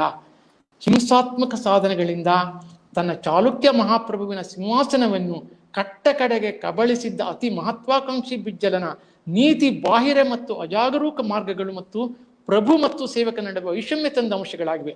ಮಂಗಳವೇಡಿಯಲ್ಲಿ 2 ದಶಕಗಳ ವಾಸ್ತವ್ಯದ ನಂತರ ಚಾಲುಕ್ಯ ಅರಸರ ರಾಜಧಾನಿ ಕಲ್ಯಾಣಕ್ಕೆ ಬಸವೇಶ್ವರ ಹೋದ. ಈ ಸಮಯದಲ್ಲಿ ಅವನ ಆಂದೋಲನವು ಶಕ್ತಿ ಮತ್ತು ರಭಸದ ಚಾಲನೆಯನ್ನು ಪಡೆಯಿತು. ಕಲ್ಯಾಣದಲ್ಲಿ ಅದು ತನ್ನ ಪರಾಕಾಷ್ಠೆಯ ಶಿಖರವನ್ನು ತಲುಪಿತು. ಚಾಲುಕ್ಯ ರಾಜವಂಶವನ್ನು ಕಿತ್ತು ಹಾಕಿ ಬಿಜ್ಜಲನು ಸರ್ವತಂತ್ರ ಸ್ವತಂತ್ರ ಸ್ಥಾನವನ್ನು ಅನುಭವಿಸುತ್ತಿದ್ದ. ಬಸವೇಶ್ವರನ ಭಕ್ತರಲ್ಲಿ ಇರುವರನ್ನ ಕೊಲ್ಲಿಸಿ ಅವನ ಚಳುವಳಿಯನ್ನು ಹತ್ತಿಕ್ಕಲು ಬಿಜ್ಜಲನು ಕಟುವಾದ ಕ್ರಮಗಳನ್ನು ಕೈಗೊಂಡ. ಆಗ ಬಸವೇಶ್ವರನ ಅನುಯಾಯಿಗಳು ಪ್ರಕ್ಷುಬ್ಧರಾಗಿ ಬಿಜ್ಜಳನ ಮೇಲೆ ಸೇಡು ತೀರಿಸಿಕೊಳ್ಳಲು ಯೋಚಿಸತೊಡಗಿದರು. ಅವರನ್ನು ನಿಯಂತ್ರಿಸಲಾಗದೆ ಬಸವೇಶ್ವರನು ಕಲ್ಯಾಣವನ್ನು ಬಿಟ್ಟು ಕೂಡಲಸಂಗಮಕ್ಕೆ ಹೋಗಿ ಅಲ್ಲಿ ತನ್ನ ಜೀವನವನ್ನು ಕೊನೆಗೊಳಿಸಿಕೊಂಡ. ಬಸವೇಶ್ವರನು 60 ವರ್ಷಗಳ ತುಂಬು ಜೀವನ ನಡೆಸಿದ. 36 ವರ್ಷಗಳ ಸಾಂಪ್ರದಾಯಿಕ ಜೀವನಾವಧಿಯ ನಿಜವಾಗಿಯೂ ಅವನ ಧಾರ್ಮಿಕ ವೃತ್ತಿ ಜೀವನವನ್ನು ಉಲ್ಲೇಖಿಸುತ್ತೆ ಹೊರತು ಅವನ ಪೂರ್ಣ ಜೀವನವನ್ನಲ್ಲ. ಅವನು ಕೇವಲ 36 ವರ್ಷ ಬದುಕಿದ್ದನೆಂದರೆ ಅದು ಅನೇಕ ವ್ಯತಿಕ್ರಮಗಳಿಗೆ ಮತ್ತು ಬೇಧಿಸಲಾಗದ ಐತಿಹಾಸಿಕ ಪ್ರಯಾಸಗಳಿಗೆ ಒಯ್ಯುತ್ತದೆ. ಬಿಜ್ಜಳನ ಕೊನೆಯ ವರ್ಷವು ಕ್ರಿಸ್ತಶಕ 1168 ಸರ್ವತಂತ್ರ ಸ್ವತಂತ್ರನಾಗಿ ಕಲ್ಯಾಣದಲ್ಲಿ ಅವನ ಆಳ್ವಿಕೆಯು 1162ರಿಂದ 1168ರವರೆಗೆ ಮಾತ್ರ ಮುಂದುವರಿಯಿತು. ಈ ಒಂದು ಸಂಶೋಧನೆಯ ವಿಚಾರವನ್ನು ಪಾಂಡುರಂಗ ದೇಸಾಯಿ ಅವರು ಈ ಗ್ರಂಥದಲ್ಲಿ ಅದನ್ನು ತಂದಿದ್ದಾರೆ. ಇದೊಂದು ಮಹತ್ವದ ಒಂದು ಸಂಶೋಧನೆಯಾಗಿ ನಮಗೆ ಕಾಣ್ತದೆ. ಬಸವಣ್ಣನವರ ಕಾಲ ಮತ್ತು ಅವನ ಸಾಧನೆ, ಅವನ ಧರ್ಮ ಪ್ರಸಾರ ಮತ್ತು ಅವನ ವ್ಯಕ್ತಿತ್ವ ಇವನ್ನೆಲ್ಲ ಬಹಳ ಆಳವಾಗಿ ವಿಮರ್ಶಿಸಿ ಸಮೀಕ್ಷಿಸಿ ಒಂದು ನೈಜವಾದ ಐತಿಹಾಸಿಕ ವ್ಯಕ್ತಿ ಎಂಬುದನ್ನು ಸಾದರಪಡಿಸುತ್ತಾ ಬಸವಣ್ಣನವರ ಒಂದು ಸಾಧನೆಯ ಒಂದು ಚರಿತ್ರೆಯನ್ನು ಈ ಗ್ರಂಥ ಕಟ್ಟಿಕೊಡ್ತದೆ. ಬಸವಣ್ಣನವರು ಮತ್ತು ಅವನ ಕಾಲ ಇದು ಬಹು ವರ್ಷಗಳಿಂದ ಚರ್ಚೆ ಆಗದೆ ಬೇರೆ ಬೇರೆ ನೆಲೆಗಳಲ್ಲಿ ಅದು ಹಾಗೆ ಉಳ್ಕೊಂಡಿತ್ತು. ಈಗ ತೋಂಟದಾರ್ಯ ಮಠ ಇದನ್ನು ಮರುಮುದ್ರಣಗೊಳಿಸಿರುವುದರಿಂದ ಕನ್ನಡ ಸಂಶೋಧನೆಗೆ, ಕನ್ನಡದ ಓದುಗರಿಗೆ ಇದೊಂದು ಅತ್ಯಂತ ಮಹತ್ವದ ಗ್ರಂಥವಾಗಿ ಪರಿಣಮಿಸಿದೆ. ಅದಕ್ಕಾಗಿ ಪಾಂಡುರಂಗ ದೇಸಾಯಿ ಅವರನ್ನು ನಾವು ಈ ಸಂದರ್ಭದಲ್ಲಿ ನೆನೆಸಲೇಬೇಕು. ಅವರ ಒಂದು ಮಾನ್ಯುಮೆಂಟಲ್ ಕೃತಿ ಇದು. ಇತಿಹಾಸ ಅಧ್ಯಾಪಕರೆಲ್ಲ ಇದನ್ನು ಮತ್ತೆ ಪುನರಾವಲೋಕನ ಮಾಡಬೇಕು. ಯಾಕೆಂದರೆ ನಾವು ಇತಿಹಾಸ ಸಂಶೋಧನೆಯಲ್ಲಿ ಅನೇಕ ಗ್ರಂಥಗಳನ್ನು ಮತ್ತೆ ಮತ್ತೆ ಮರು ಓದು, ಮರು ವ್ಯಾಖ್ಯಾನ, ಮರು ಸಮೀಕ್ಷೆ ಇದನ್ನು ನಾವು ಮಾಡಲೇಬೇಕಾಗ್ತದೆ. ಅಂಥ ಗ್ರಂಥಗಳಲ್ಲಿ ಬಸವೇಶ್ವರ ಮತ್ತು ಅವನ ಕಾಲ ಈ ಕೃತಿ ಸೇರ್ತದೆ. ಅದನ್ನು ಗಮನಿಸಬೇಕು. ಇದನ್ನು ಕನ್ನಡ ಸಂಶೋಧನೆ ಮಹತ್ವದ ಸಂಶೋಧನೆ ಎಂದು ತಿಳಿಬೇಕು ಅಂತೇಳಿ ನಾನು ಈ ಸಂದರ್ಭದಲ್ಲಿ ಹೇಳಲಿಕ್ಕೆ ಇಷ್ಟಪಡ್ತೇನೆ. ದೇಸಾಯಿಯವರ ಕೊನೆಯ ಕಾಲದ ಒಂದು ಭಾವಚಿತ್ರವನ್ನು ಕೂಡ ನಾನು ನಿಮ್ಮ ಮುಂದೆ ಪ್ರದರ್ಶನ ಮಾಡ್ತಾ ಇದ್ದೇನೆ. ಹಾಗೆ ಬಸವಣ್ಣನವರ ಸಾಹಿತ್ಯಿಕ ವ್ಯಕ್ತಿತ್ವವನ್ನು ಹೇಳುವಾಗ ಈ ಗ್ರಂಥದಲ್ಲಿ ಅವರ ವಚನಗಳನ್ನು ಆಧರಿಸಿ ಅವನ ಐತಿಹಾಸಿಕತೆಯನ್ನು ನಿರ್ಧಾರ ಮಾಡಿದ್ದಾರೆ. ಮತ್ತು ಬಸವಣ್ಣನಿಗೆ ಸಂಬಂಧಪಟ್ಟಂಥ ಅರ್ಜುನವಾಡ ಶಾಸನ ಏನಿದೆ ಅದನ್ನು ಕರ್ನಾಟಕ ವಿಶ್ವವಿದ್ಯಾಲಯಕ್ಕೆ ತಂದವರು ಪಿ.ವಿ. ದೇಸಾಯಿ. ಅದಕ್ಕಾಗಿ ಒಂದು ಸಂಯುಕ್ತ ಕರ್ನಾಟಕದಲ್ಲಿ ಒಂದು ದೊಡ್ಡ ಲೇಖನವನ್ನು ಕೂಡ ಅವರು ಬರೆದಿದ್ದನ್ನು ಈ ಸಂದರ್ಭದಲ್ಲಿ ಹೇಳಲಿಕ್ಕೆ ಇಷ್ಟಪಡ್ತೇನೆ. ಆನಂತರ ನಾನು ನೇರವಾಗಿ ಈಗ ಪಿ.ವಿ. ದೇಸಾಯಿಯವರ ಮುಖ್ಯವಾದ ಕೆಲವು ಕೃತಿಗಳ ಬಗ್ಗೆ, ಕೆಲವು ಸಂಶೋಧನಾ ಲೇಖನಗಳ ಬಗ್ಗೆ ನಾನು ಹೋಗ್ತಾ ಇದ್ದೇನೆ. ನಾನು 300 ಸಂಶೋಧನಾ ಲೇಖನಗಳನ್ನು ಇಲ್ಲಿ ನಿಮ್ಮ ಮುಂದೆ ಇಟ್ಕೊಂಡು ಚರ್ಚೆ ಮಾಡ್ತೇನೆ. ಅವರ ಸಂಶೋಧನೆಯಲ್ಲಿ ನಾನು 4 ಘಟ್ಟಗಳನ್ನು ಗುರುತಿಸ್ತೇನೆ. ಒಂದು, ಅದು ರಾಜಮನೆತನಗಳಿಗೆ ಸಂಬಂಧಪಟ್ಟಂಥ ಇತಿಹಾಸದ ಸಂರಚನೆ. ಎರಡನೇದಾಗಿ ಶಾಸನಗಳ ಪ್ರಕಟಣೆ ಮತ್ತು ಪಾಠ ಪರಿಷ್ಕರಣ ಕಾರ್ಯ. ಮೂರನೇದಾಗಿ ಅವರು ಸ್ಥಳನಾಮಗಳ ಅಧ್ಯಯನವನ್ನು ಮಾಡಿದ್ದು, ಕನ್ನಡ ಕವಿಗಳ ಚರಿತ್ರೆಯನ್ನು ಪುನರ್ರಚಿಸಿದ್ದು ಮತ್ತು ಕನ್ನಡ ಸಂಶೋಧನೆಗೆ ಅವರು ಮಾಡಿದಂಥ ಕೊಡುಗೆ, ಇವುಗಳ ಒಂದು ಸಣ್ಣ ಸಮೀಕ್ಷೆಯನ್ನು ಉಳಿದ ಅವಧಿಯಲ್ಲಿ ನಾನು ಮಾಡಲಿಕ್ಕೆ ಇಷ್ಟಪಡ್ತೇನೆ. ನನಗೆ ಇನ್ನೂ ಅರ್ಧ ಗಂಟೆನಾದರೂ ವೇಳೆ ಬೇಕು, ಅದನ್ನು ಇತಿಹಾಸ ಅಕಾಡೆಮಿ ಕೊಡ್ತದೆ ಅಂತ ನಾನು ಭಾವಿಸ್ಕೊಂಡಿದ್ದೇನೆ. ಕನ್ನಡದಲ್ಲಿ ಇತಿಹಾಸ ಶಾಸ್ತ್ರವನ್ನು ವಿಷಯವಾಗಿ ಇತಿಹಾಸಕ್ಕೆ ಬೇಕಾದಂಥ ಶಾಸನಗಳ ಅಧ್ಯಯನವನ್ನು ಯಾಕೆ ಮಾಡಬೇಕು, ಶಾಸನಕ್ಕೂ ಸಾಹಿತ್ಯಕ್ಕೂ ಏನು ಸಂಬಂಧ ಇದೆ, ಇತಿಹಾಸ ಸಾಧನೆಗಳು ಯಾವುದು, ಮತ್ತು ಕನ್ನಡ ಚರಿತ್ರೆಯಲ್ಲಿ ಇತಿಹಾಸಗಳು ಹೇಗೆ ಅದು ರಚನೆಗೊಂಡಿತು, ಇತಿಹಾಸದ ಒಂದು ಶಾಸ್ತ್ರ ಪರಿಚಯವನ್ನು ಅವರ ಒಂದು 10 ಲೇಖನಗಳು ನನ್ನ ಕಣ್ಮುಂದೆ ಇದೆ. ಅವರ ಎಲ್ಲ ಬರವಣಿಗೆ ಮುಖ್ಯವಾಗಿ ಬೇರೆ ಬೇರೆ ಗ್ರಂಥಗಳಲ್ಲಿ, ಬೇರೆ ಬೇರೆ ಸಂಶೋಧನಾ ಪತ್ರಿಕೆಗಳಲ್ಲಿ ಬಂದದ್ದನ್ನು ಮೊದಲು ಉಲ್ಲೇಖ ಮಾಡ್ತಾ ಇದ್ದೇನೆ. ಎಪಿಗ್ರಫಿ ಆಫ್ ಇಂಡಿಕಾದಲ್ಲಿ ಮಹತ್ವದ ಶಾಸನಗಳನ್ನು ಸಂಪಾದನೆಯ ಕೆಲಸವನ್ನು ಮಾಡಿದಂಥ ಪಿ ಬಿ ದೇಸಾಯಿ ಅವರು, journal of the Indian history, Indian historical quarterly, journal of the oriental research, quarterly journal of the mythic society, Karnataka university journal, Kannada Sahitya Parishat ಪತ್ರಿಕೆ, ಪ್ರಬುದ್ಧ ಕರ್ನಾಟಕ, ಕರ್ನಾಟಕ ಭಾರತಿ, ಈ ಎಲ್ಲ ಸಂಶೋಧನಾ ಪತ್ರಿಕೆಗಳಲ್ಲದೆ ಒಂದು ಕಾಲಕ್ಕೆ ಪ್ರಾತಿನಿಧ್ಯ ಪಡೆದಂಥ ಜಯಂತಿ, ಜಯ ಕರ್ನಾಟಕ, ಜೀವನ ಮತ್ತು ಕನ್ನಡ ನುಡಿ, ಕಸ್ತೂರಿ, ಕರ್ಮವೀರ, ಪ್ರಪಂಚ, ಪ್ರಜಾಮತ, ಸಂಯುಕ್ತ ಕರ್ನಾಟಕ, ಪ್ರಜಾವಾಣಿ, ಈ ಎಲ್ಲ ಪತ್ರಿಕೆಗಳಲ್ಲಿ ನಿರಂತರವಾಗಿ ಲೇಖನವನ್ನು ಬರೆದವರು, ಇತಿಹಾಸದ ಬಗ್ಗೆ ಅರಿವನ್ನು ಹೆಚ್ಚಿಸಿದವರು ಪಿ ಬಿ ದೇಸಾಯಿ ಅವರು. ಅದಕ್ಕಾಗಿ ಅವರ ಇತಿಹಾಸ ಸಂಶೋಧನೆಯ 100 ಲೇಖನಗಳನ್ನು ನಾನೀಗ ಒಂದೊಂದೇ ವರ್ಗೀಕರಣ ಮಾಡಿ ಹೇಳ್ತಾ ಹೋಗ್ತಾ ಇದ್ದೇನೆ. ಮೊದಲನೇದಾಗಿ ಶಾಸನಗಳ ಕೊಡುಗೆ ಅಪಾರ, ಶಾಸನಗಳಲ್ಲಿ ಮಹತ್ವ ಏನು ಅದನ್ನು ತಿಳಿಸುವಂಥದ್ದು, ಶಾಸನಕ್ಕೂ ಸಾಹಿತ್ಯಕ್ಕೂ ಸಂಬಂಧ ಇರುವಂಥ ಒಂದು ಲೇಖನ. ಹಾಗೆ ಕರ್ನಾಟಕ ಶಾಸನ ಸಂಪತ್ತು, ಇತಿಹಾಸ, ಶಿಲಾಶಾಸನಗಳು ಮತ್ತು ತಾಮ್ರ ಶಾಸನಗಳ ಬಗ್ಗೆ ಅವರು ಬರೆದಂಥ ಒಂದು ಮೌಲಿಕ ಲೇಖನಗಳನ್ನು ನಾವಿಲ್ಲಿ ಗಮನಿಸಬೇಕು. ಹಾಗೆ ಬೇರೆ ಬೇರೆ ಶಾಸನ ಕರ್ನಾಟಕದ ವಿಷಯವನ್ನು ಅವರು 10 ಸಂಶೋಧನಾ ಲೇಖನಗಳಲ್ಲಿ ಹೇಳಿದ್ದಾರೆ. ಅದು ಬೇರೆ ಬೇರೆ ಪತ್ರಿಕೆಗಳಲ್ಲಿ ಬಂದಿದೆ. ಎರಡನೆಯದಾಗಿ ನಾನು ಅವರ ದ್ರಾವಿಡ ಭಾಷೆಗಳ ಸಂಶೋಧನೆಯನ್ನು, ದ್ರಾವಿಡ ಜನಾಂಗಗಳ ಅಧ್ಯಯನವನ್ನು ಅವರು ಹೇಗೆ ಮಾಡಿದರು ಅದನ್ನು ಕೂಡ ನಾವು ಗಮನಿಸಬೇಕಾದಂಥದ್ದು. ಯಾಕೆಂದರೆ ಒಬ್ಬ ಕನ್ನಡದ ಇತಿಹಾಸಕಾರ ದ್ರಾವಿಡ ಭಾಷೆಯ ಸಂಶೋಧನೆ, ದ್ರಾವಿಡ ಜನಾಂಗಗಳ ಸಂಶೋಧನೆಗೆ ತೊಡಗಿಕೊಂಡದ್ದು. ಅದರಲ್ಲಿಯೂ ನಾಗ ಜನಾಂಗದ ಬಗ್ಗೆ, ಕನ್ನಡ ನಾಡಿನಿಂದ ವಲಸೆ ಹೋದಂಥ ತೋಡರ ಬಗ್ಗೆ, ಬಡಗರ ಬಗ್ಗೆ ಮತ್ತು ತೊದವ ಜನಾಂಗದ ಬಗ್ಗೆ ಲೇಖನವನ್ನು ಅವರು ಬರೆದಿದ್ದಾರೆ. ಇದು ನಮಗೆ ಆಶ್ಚರ್ಯವನ್ನು ಹುಟ್ಟಿಸ್ತದೆ. ಈ ಎಲ್ಲ ಜನಾಂಗಗಳು ಹೇಗೆ ಕನ್ನಡ ನಾಡಿನಲ್ಲಿ ಇದ್ದರು ಅಂತನ್ನುವುದನ್ನು ನೆನೆಸಿಕೊಳ್ಳುವಾಗ ದ್ರಾವಿಡ ಸಂಸ್ಕೃತಿಗೆ ಕನ್ನಡ ಸಂಸ್ಕೃತಿ ಏನು ಕೊಡುಗೆಯನ್ನು ಕೊಡ್ತು, ಜನಾಂಗಿಕವಾದಂಥ ಸಂಬಂಧ, ವಾಂಶಿಕ ಸಂಬಂಧಗಳು ಯಾವುದು ಅದನ್ನು ತೋರಿಸಿಕೊಡುವಂಥ ಪ್ರಯತ್ನ ಅವರ ಈ 6 ಸಂಶೋಧನಾ ಲೇಖನಗಳಲ್ಲಿ ಕಾಣ್ತಾ ಇದೆ. ಹಾಗೆ ಅವರ ಕರ್ನಾಟಕದ ಪ್ರಾಚೀನತೆ ಮತ್ತು ಭೌಗೋಳಿಕ ವ್ಯಾಪ್ತಿಗೆ ಸಂಬಂಧಪಟ್ಟಂಥ ಸಂಶೋಧನೆ ಬಗ್ಗೆ ನಾನೀಗ ಮಾತನ್ನು ಆಡಬೇಕು. ಪಿ ಬಿ ದೇಸಾಯರ ಸಂಶೋಧನೆಯನ್ನು ಓದ್ತಾ ಹೋದಂತೆ ನನಗೆ ಒಂದು ಮಾತು ಅವ್ರು ಹೇಳಿದ್ದು ನೆನಪು ಬರ್ತದೆ. 71ನೇ ಇಸ್ವಿಲಿ ಅವರು ಒಂದು ಮಾತು ಹೇಳಿದ್ದು, ಕರ್ನಾಟಕದ ಇತಿಹಾಸ ದೊಡ್ಡದು, ಭೂಗೋಳ ಕಡಿಮೆ ಅಂತ. ಇದು ಬಹಳ ದೊಡ್ಡದ ಮಾತನ್ನು ಅವರು ಆಡಿದ್ರು. ಅದು ನಿಜವಾಗಿ ಅನ್ನಿಸ್ತದೆ. ಅವ್ರು ನೋಡಿ, ಕನ್ನಡ ಸಂಶೋಧನೆಯನ್ನು, ಕನ್ನಡದ ನೆಲವನ್ನು, ಕನ್ನಡದ ಭಾಷೆ, ಕನ್ನಡ ಸಂಸ್ಕೃತಿ, ಕನ್ನಡ ಜನಾಂಗದ ಇತಿಹಾಸವನ್ನು ಮೊಹೆಂಜೋದಾರೋ ಸಂಸ್ಕೃತಿಯ ಕಡೆಗೆ ತೆಗೆದುಕೊಂಡು ಹೋಗಿದ್ದಾರೆ. ಶಂಭಾಜೋಶಿಯವರು ಕನ್ನಡ ಸಂಸ್ಕೃತಿಯನ್ನು ಕಾವೇರಿಯಿಂದ ಗೋದಾವರಿ ನದಿ ತೀರದ ಕನ್ನಡದಿಂದ ಅದನ್ನು ನರ್ಮದಾ ನದಿ ತೀರದವರೆಗೆ ಕನ್ನಡ ನಾಡು ಇತ್ತು ಅಂತನ್ನೋದನ್ನು ಸಂಶೋಧನೆಯಲ್ಲಿ ತೋರಿಸಿಕೊಟ್ಟಿದ್ದಾರೆ. ಅದಕ್ಕೆ ಭಾಷಿಕ ಪ್ರಮಾಣಗಳನ್ನು ಇಟ್ಕೊಂಡಿದ್ದಾರೆ. ಹಾಗೆ ಇವರು ಮೊಹೆಂಜೋದಾರೋ ಒಡಪು ಯಾವುದಿರಬಹುದು, ಅಲ್ಲಿ ಒಂದು ದೊಡ್ಡ ಕ್ರಾಂತಿ ಹೇಗಾಯಿತು ಅಂತನ್ನೋದನ್ನು 1-2 ಲೇಖನಗಳಲ್ಲಿ ಅವರು ಹೇಳಿದ್ದಾರೆ. ಹಾಗೆ ಅವರು ಇನ್ನೊಂದು ಲೇಖನ, ಒರಿಸ್ಸಾಕ್ಕೂ ಮತ್ತು ಕರ್ನಾಟಕಕ್ಕೂ ಏನು ಸಂಬಂಧ, ಅಂದರೆ ಕನ್ನಡದ ಸಂಬಂಧವನ್ನು ಶಾಸನಗಳ ಆಧಾರದಿಂದ ಒಡಿಸ್ಸಾದ ಜೊತೆಲಿ ಜೋಡಿಸುವಂಥ ಪ್ರಯತ್ನ ಅವರ ಒಂದು ಲೇಖನದಲ್ಲಿ ಇದೆ. ಹಾಗೆ ಕನ್ನಡ ಸಾಹಿತ್ಯ ಪರಿಷತ್ ಪತ್ರಿಕೆಯಲ್ಲಿ ಬಂಗಾಳದಲ್ಲಿ ಕರ್ನಾಟಕ, ಅಂದರೆ ಬಂಗಾಳದಲ್ಲಿ ಕನ್ನಡದ ಅವಶೇಷ ಏನಿದೆ ಅನ್ನೋದನ್ನು ಅವರು ತೋರಿಸಿಕೊಟ್ಟಿದ್ದಾರೆ. ಅದು ಕೂಡ ಒಂದು ಮಹತ್ವದ ಲೇಖನ.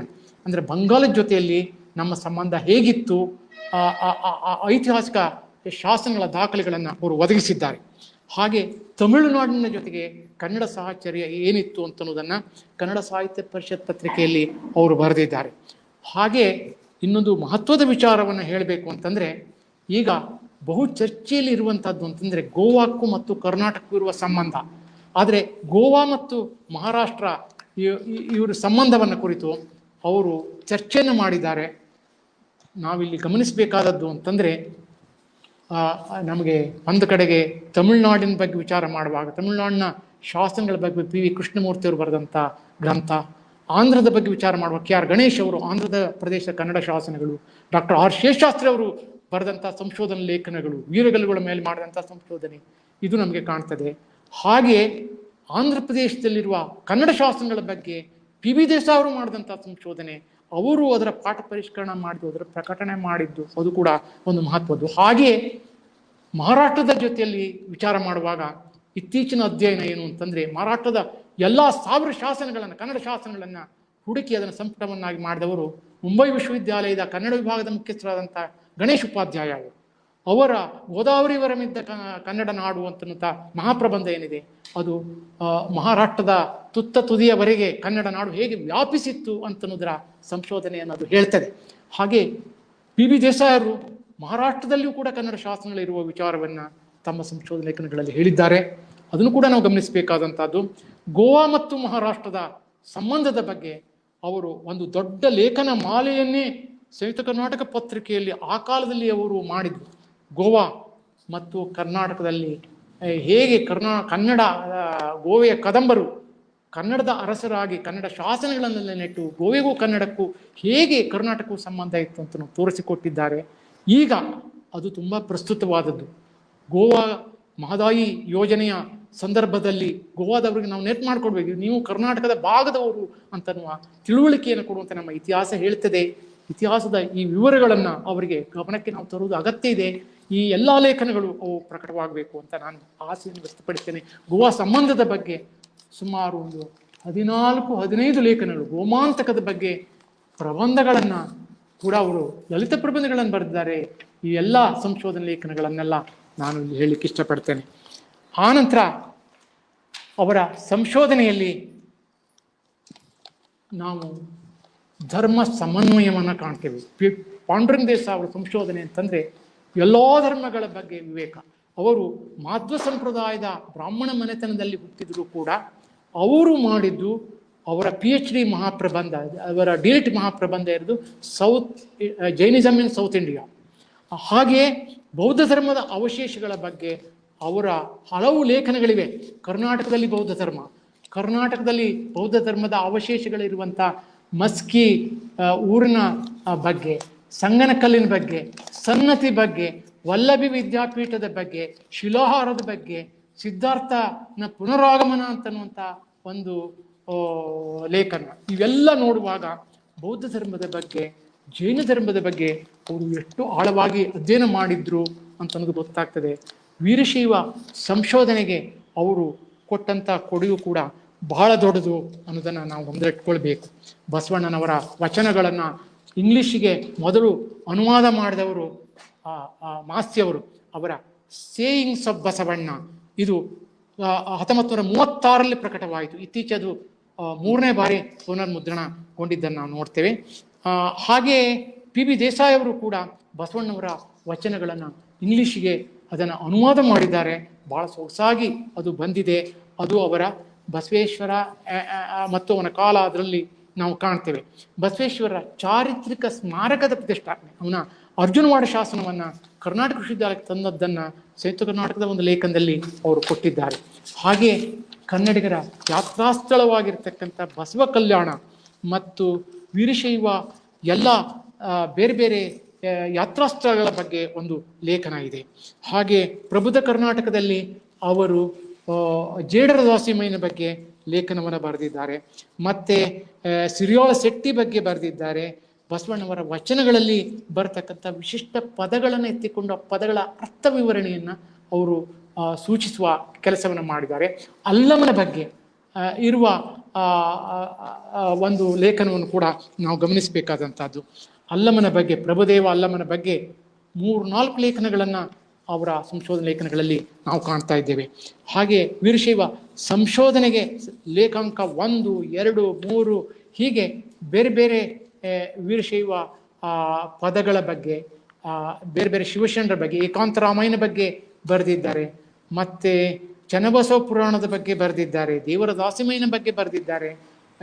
ಮತ್ತೆ ಬೇರೆ ಬೇರೆ ವೀರಶೈವ ಪುಣ್ಯ ಪುರುಷರ ಬಗ್ಗೆ ಅವರು ಬರೆದಿದ್ದಾರೆ. ಗೊಗ್ಗದೇವರ ಬಗ್ಗೆ ಬರೆದಿದ್ದಾರೆ, ವಚನಕಾರರ ಬಗ್ಗೆ ಬರೆದಿದ್ದಾರೆ.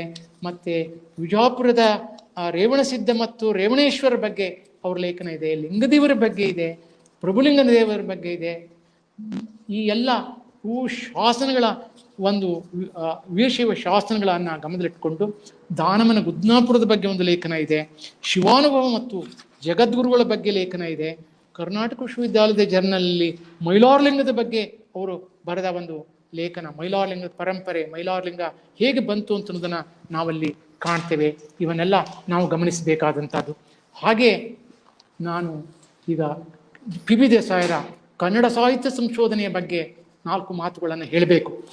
ಅವರ ಲೇಖನಗಳಲ್ಲಿ ಪದೇ ಪದೇ ನಾವು ಕಾಣ್ತಾ ಇದ್ದೇವೆ ಕನ್ನಡ ಸಾಹಿತ್ಯ ಮತ್ತು ಶಾಸನ, ಹಾಗೆ ಕನ್ನಡ ಇತಿಹಾಸ ಮತ್ತು ಬೇರೆ ಬೇರೆ ಕವಿಗಳ ಚರಿತ್ರೆಯನ್ನು ಪುನರ್ರಚಿಸಿಕೊಡುವಂತಹದ್ದು. ಈಗ ಕನ್ನಡ ನುಡಿಯಲ್ಲಿ ಜಿನವಲ್ಲಭನ ಗಿರಿಶಾಸನದ ಬಗ್ಗೆ, ಪಂಪನ ಶಾಸನದ ಬಗ್ಗೆ, ಜಿನವಲ್ಲಭನ ಶಾಸನದ ಬಗ್ಗೆ ಅವರು ದೊಡ್ಡ ಚರ್ಚೆಯನ್ನು ನಡೆಸಿದ್ದು. ಪ್ರಜಾವಾಣಿಯಲ್ಲಿ ಪಂಪನ ಸಮಾಧಿಯ ಕುತೂಹಲದ ಬಗ್ಗೆ ಒಂದು ದೊಡ್ಡ ಲೇಖನ ಬರೆದದ್ದು. ಮತ್ತು ಆ ಪಂಪನ ತಾಯಿಯ ತವರೂರು ಅಣ್ಣಿಗೆರೆ ಬಗ್ಗೆ ಚರ್ಚೆಯನ್ನು ಮಾಡಿದ್ದು. ಮತ್ತು ಜಿನವಲ್ಲಭ ಶಾಸನನ ಗಂಗಾಧರಂ ಶಾಸನದ ಬಗ್ಗೆ ಅವರು ಬರೆದಂಥ ಲೇಖನ ಬಹಳ ಮಹತ್ವದ ಚರ್ಚೆ, ಕನ್ನಡದಲ್ಲಿ ವಾಗ್ವಾದಗಳನ್ನು ಸೃಷ್ಟಿ ಮಾಡಿತ್ತು. ಆ ಸಂದರ್ಭದಲ್ಲಿ MM ಕಲಬುರ್ಗಿ ಅವರಿಗೆ ಮತ್ತು ಪಾಂಡುರಂಗ ದೇಸಾಯಿ ಅವರಿಗೆ ನಡೆದಂಥ ಚರ್ಚೆಯನ್ನು ಕನ್ನಡ ನುಡಿಯಲ್ಲಿ ನಾವೆಲ್ಲ ಓದ್ತಾ ಇದ್ದು. ಅದು ಒಂದು ಸ್ವಾರಸ್ಯಪೂರ್ಣವಾದ ಒಂದು ಇತಿಹಾಸ ಎಂದೇ ಹೇಳಬೇಕಾಗ್ತದೆ. ಪಂಪನ ಬಗ್ಗೆ, ಪಂಪನ ತಾಯಿಯ ತವರೂರು ಮತ್ತು ಪಂಪನ ಕಾವ್ಯ, ಇದರ ಚರ್ಚೆ. ಆದಿಪುರಾಣ ಮತ್ತು ಶುಭನಂದಿ ಬಗ್ಗೆ ಒಂದು ಲೇಖನ ಇದೆ. ರನ್ನನ ಊರು ಬೆಳಗಲಿ ಅಲ್ಲ, ಅದು ಮುದುವಳಲು ಎನ್ನುವುದನ್ನು ಅವನ ಸ್ಥಳನಾಮದ ದೃಷ್ಟಿಯಿಂದ ಅವರು ತೋರಿಸಿಕೊಟ್ಟದ್ದಾದ್ದು. ಗದುಗಿನ ಕುಮಾರವ್ಯಾಸನನ್ನು ಕೀರ್ತಿಸುವಂಥ ಗದುಗಿನ ಶಿಲಾಶಾಸನದ ಬಗ್ಗೆ ಅವರು ಲೇಖನವನ್ನು ಬರೆದಿದ್ದಾರೆ. ಲಕ್ಷ್ಮೀಶನ ಜೈಮಿನಿ ಭಾರತದ ಬಗ್ಗೆ, ಕರ್ನಾಟಕ ಕವಿಚೂತವನ ಚೈತ್ರ, ಅದಕ್ಕೆ ಬದಲಾಗಿ ಕರ್ನಾಟಕ ಕವಿಚೈತ್ರ ವನಚೂತ ಅಂತ ಆಗಬೇಕು, ಅದು ಅದರ ಒಂದು ಪುನರ್ ನಾಮಕರಣ ಆಗಬೇಕು ಅಂತನ್ನೋದನ್ನು 2 ಲೇಖನಗಳಲ್ಲಿ ಅವರು ವ್ಯಕ್ತಪಡಿಸಿದ್ದಾರೆ. ಭಟ್ಟಾಕಳಂಕನ ಬಗ್ಗೆ, ಅವನ ಶಬ್ದಾನುಶಾಸನದ ಬಗ್ಗೆ, ಅವನ ಜೀವನದ ಇತಿವೃತ್ತಾಂತದ ಬಗ್ಗೆ ಅವರು ಲೇಖನವನ್ನು ಬರೆದಿದ್ದಾರೆ. ಪುರಂದರದಾಸರ ಚರಿತ್ರಾಂಶಗಳ ಬಗ್ಗೆ ಬರೆದಿದ್ದಾರೆ. ಪಾಂಡುರಂಗ ವಿಠಲ ಹೇಗೆ ಬಂತು ಅನ್ನೋದನ್ನು ಅವರು ತೋರಿಸಿಕೊಟ್ಟಿದ್ದಾರೆ.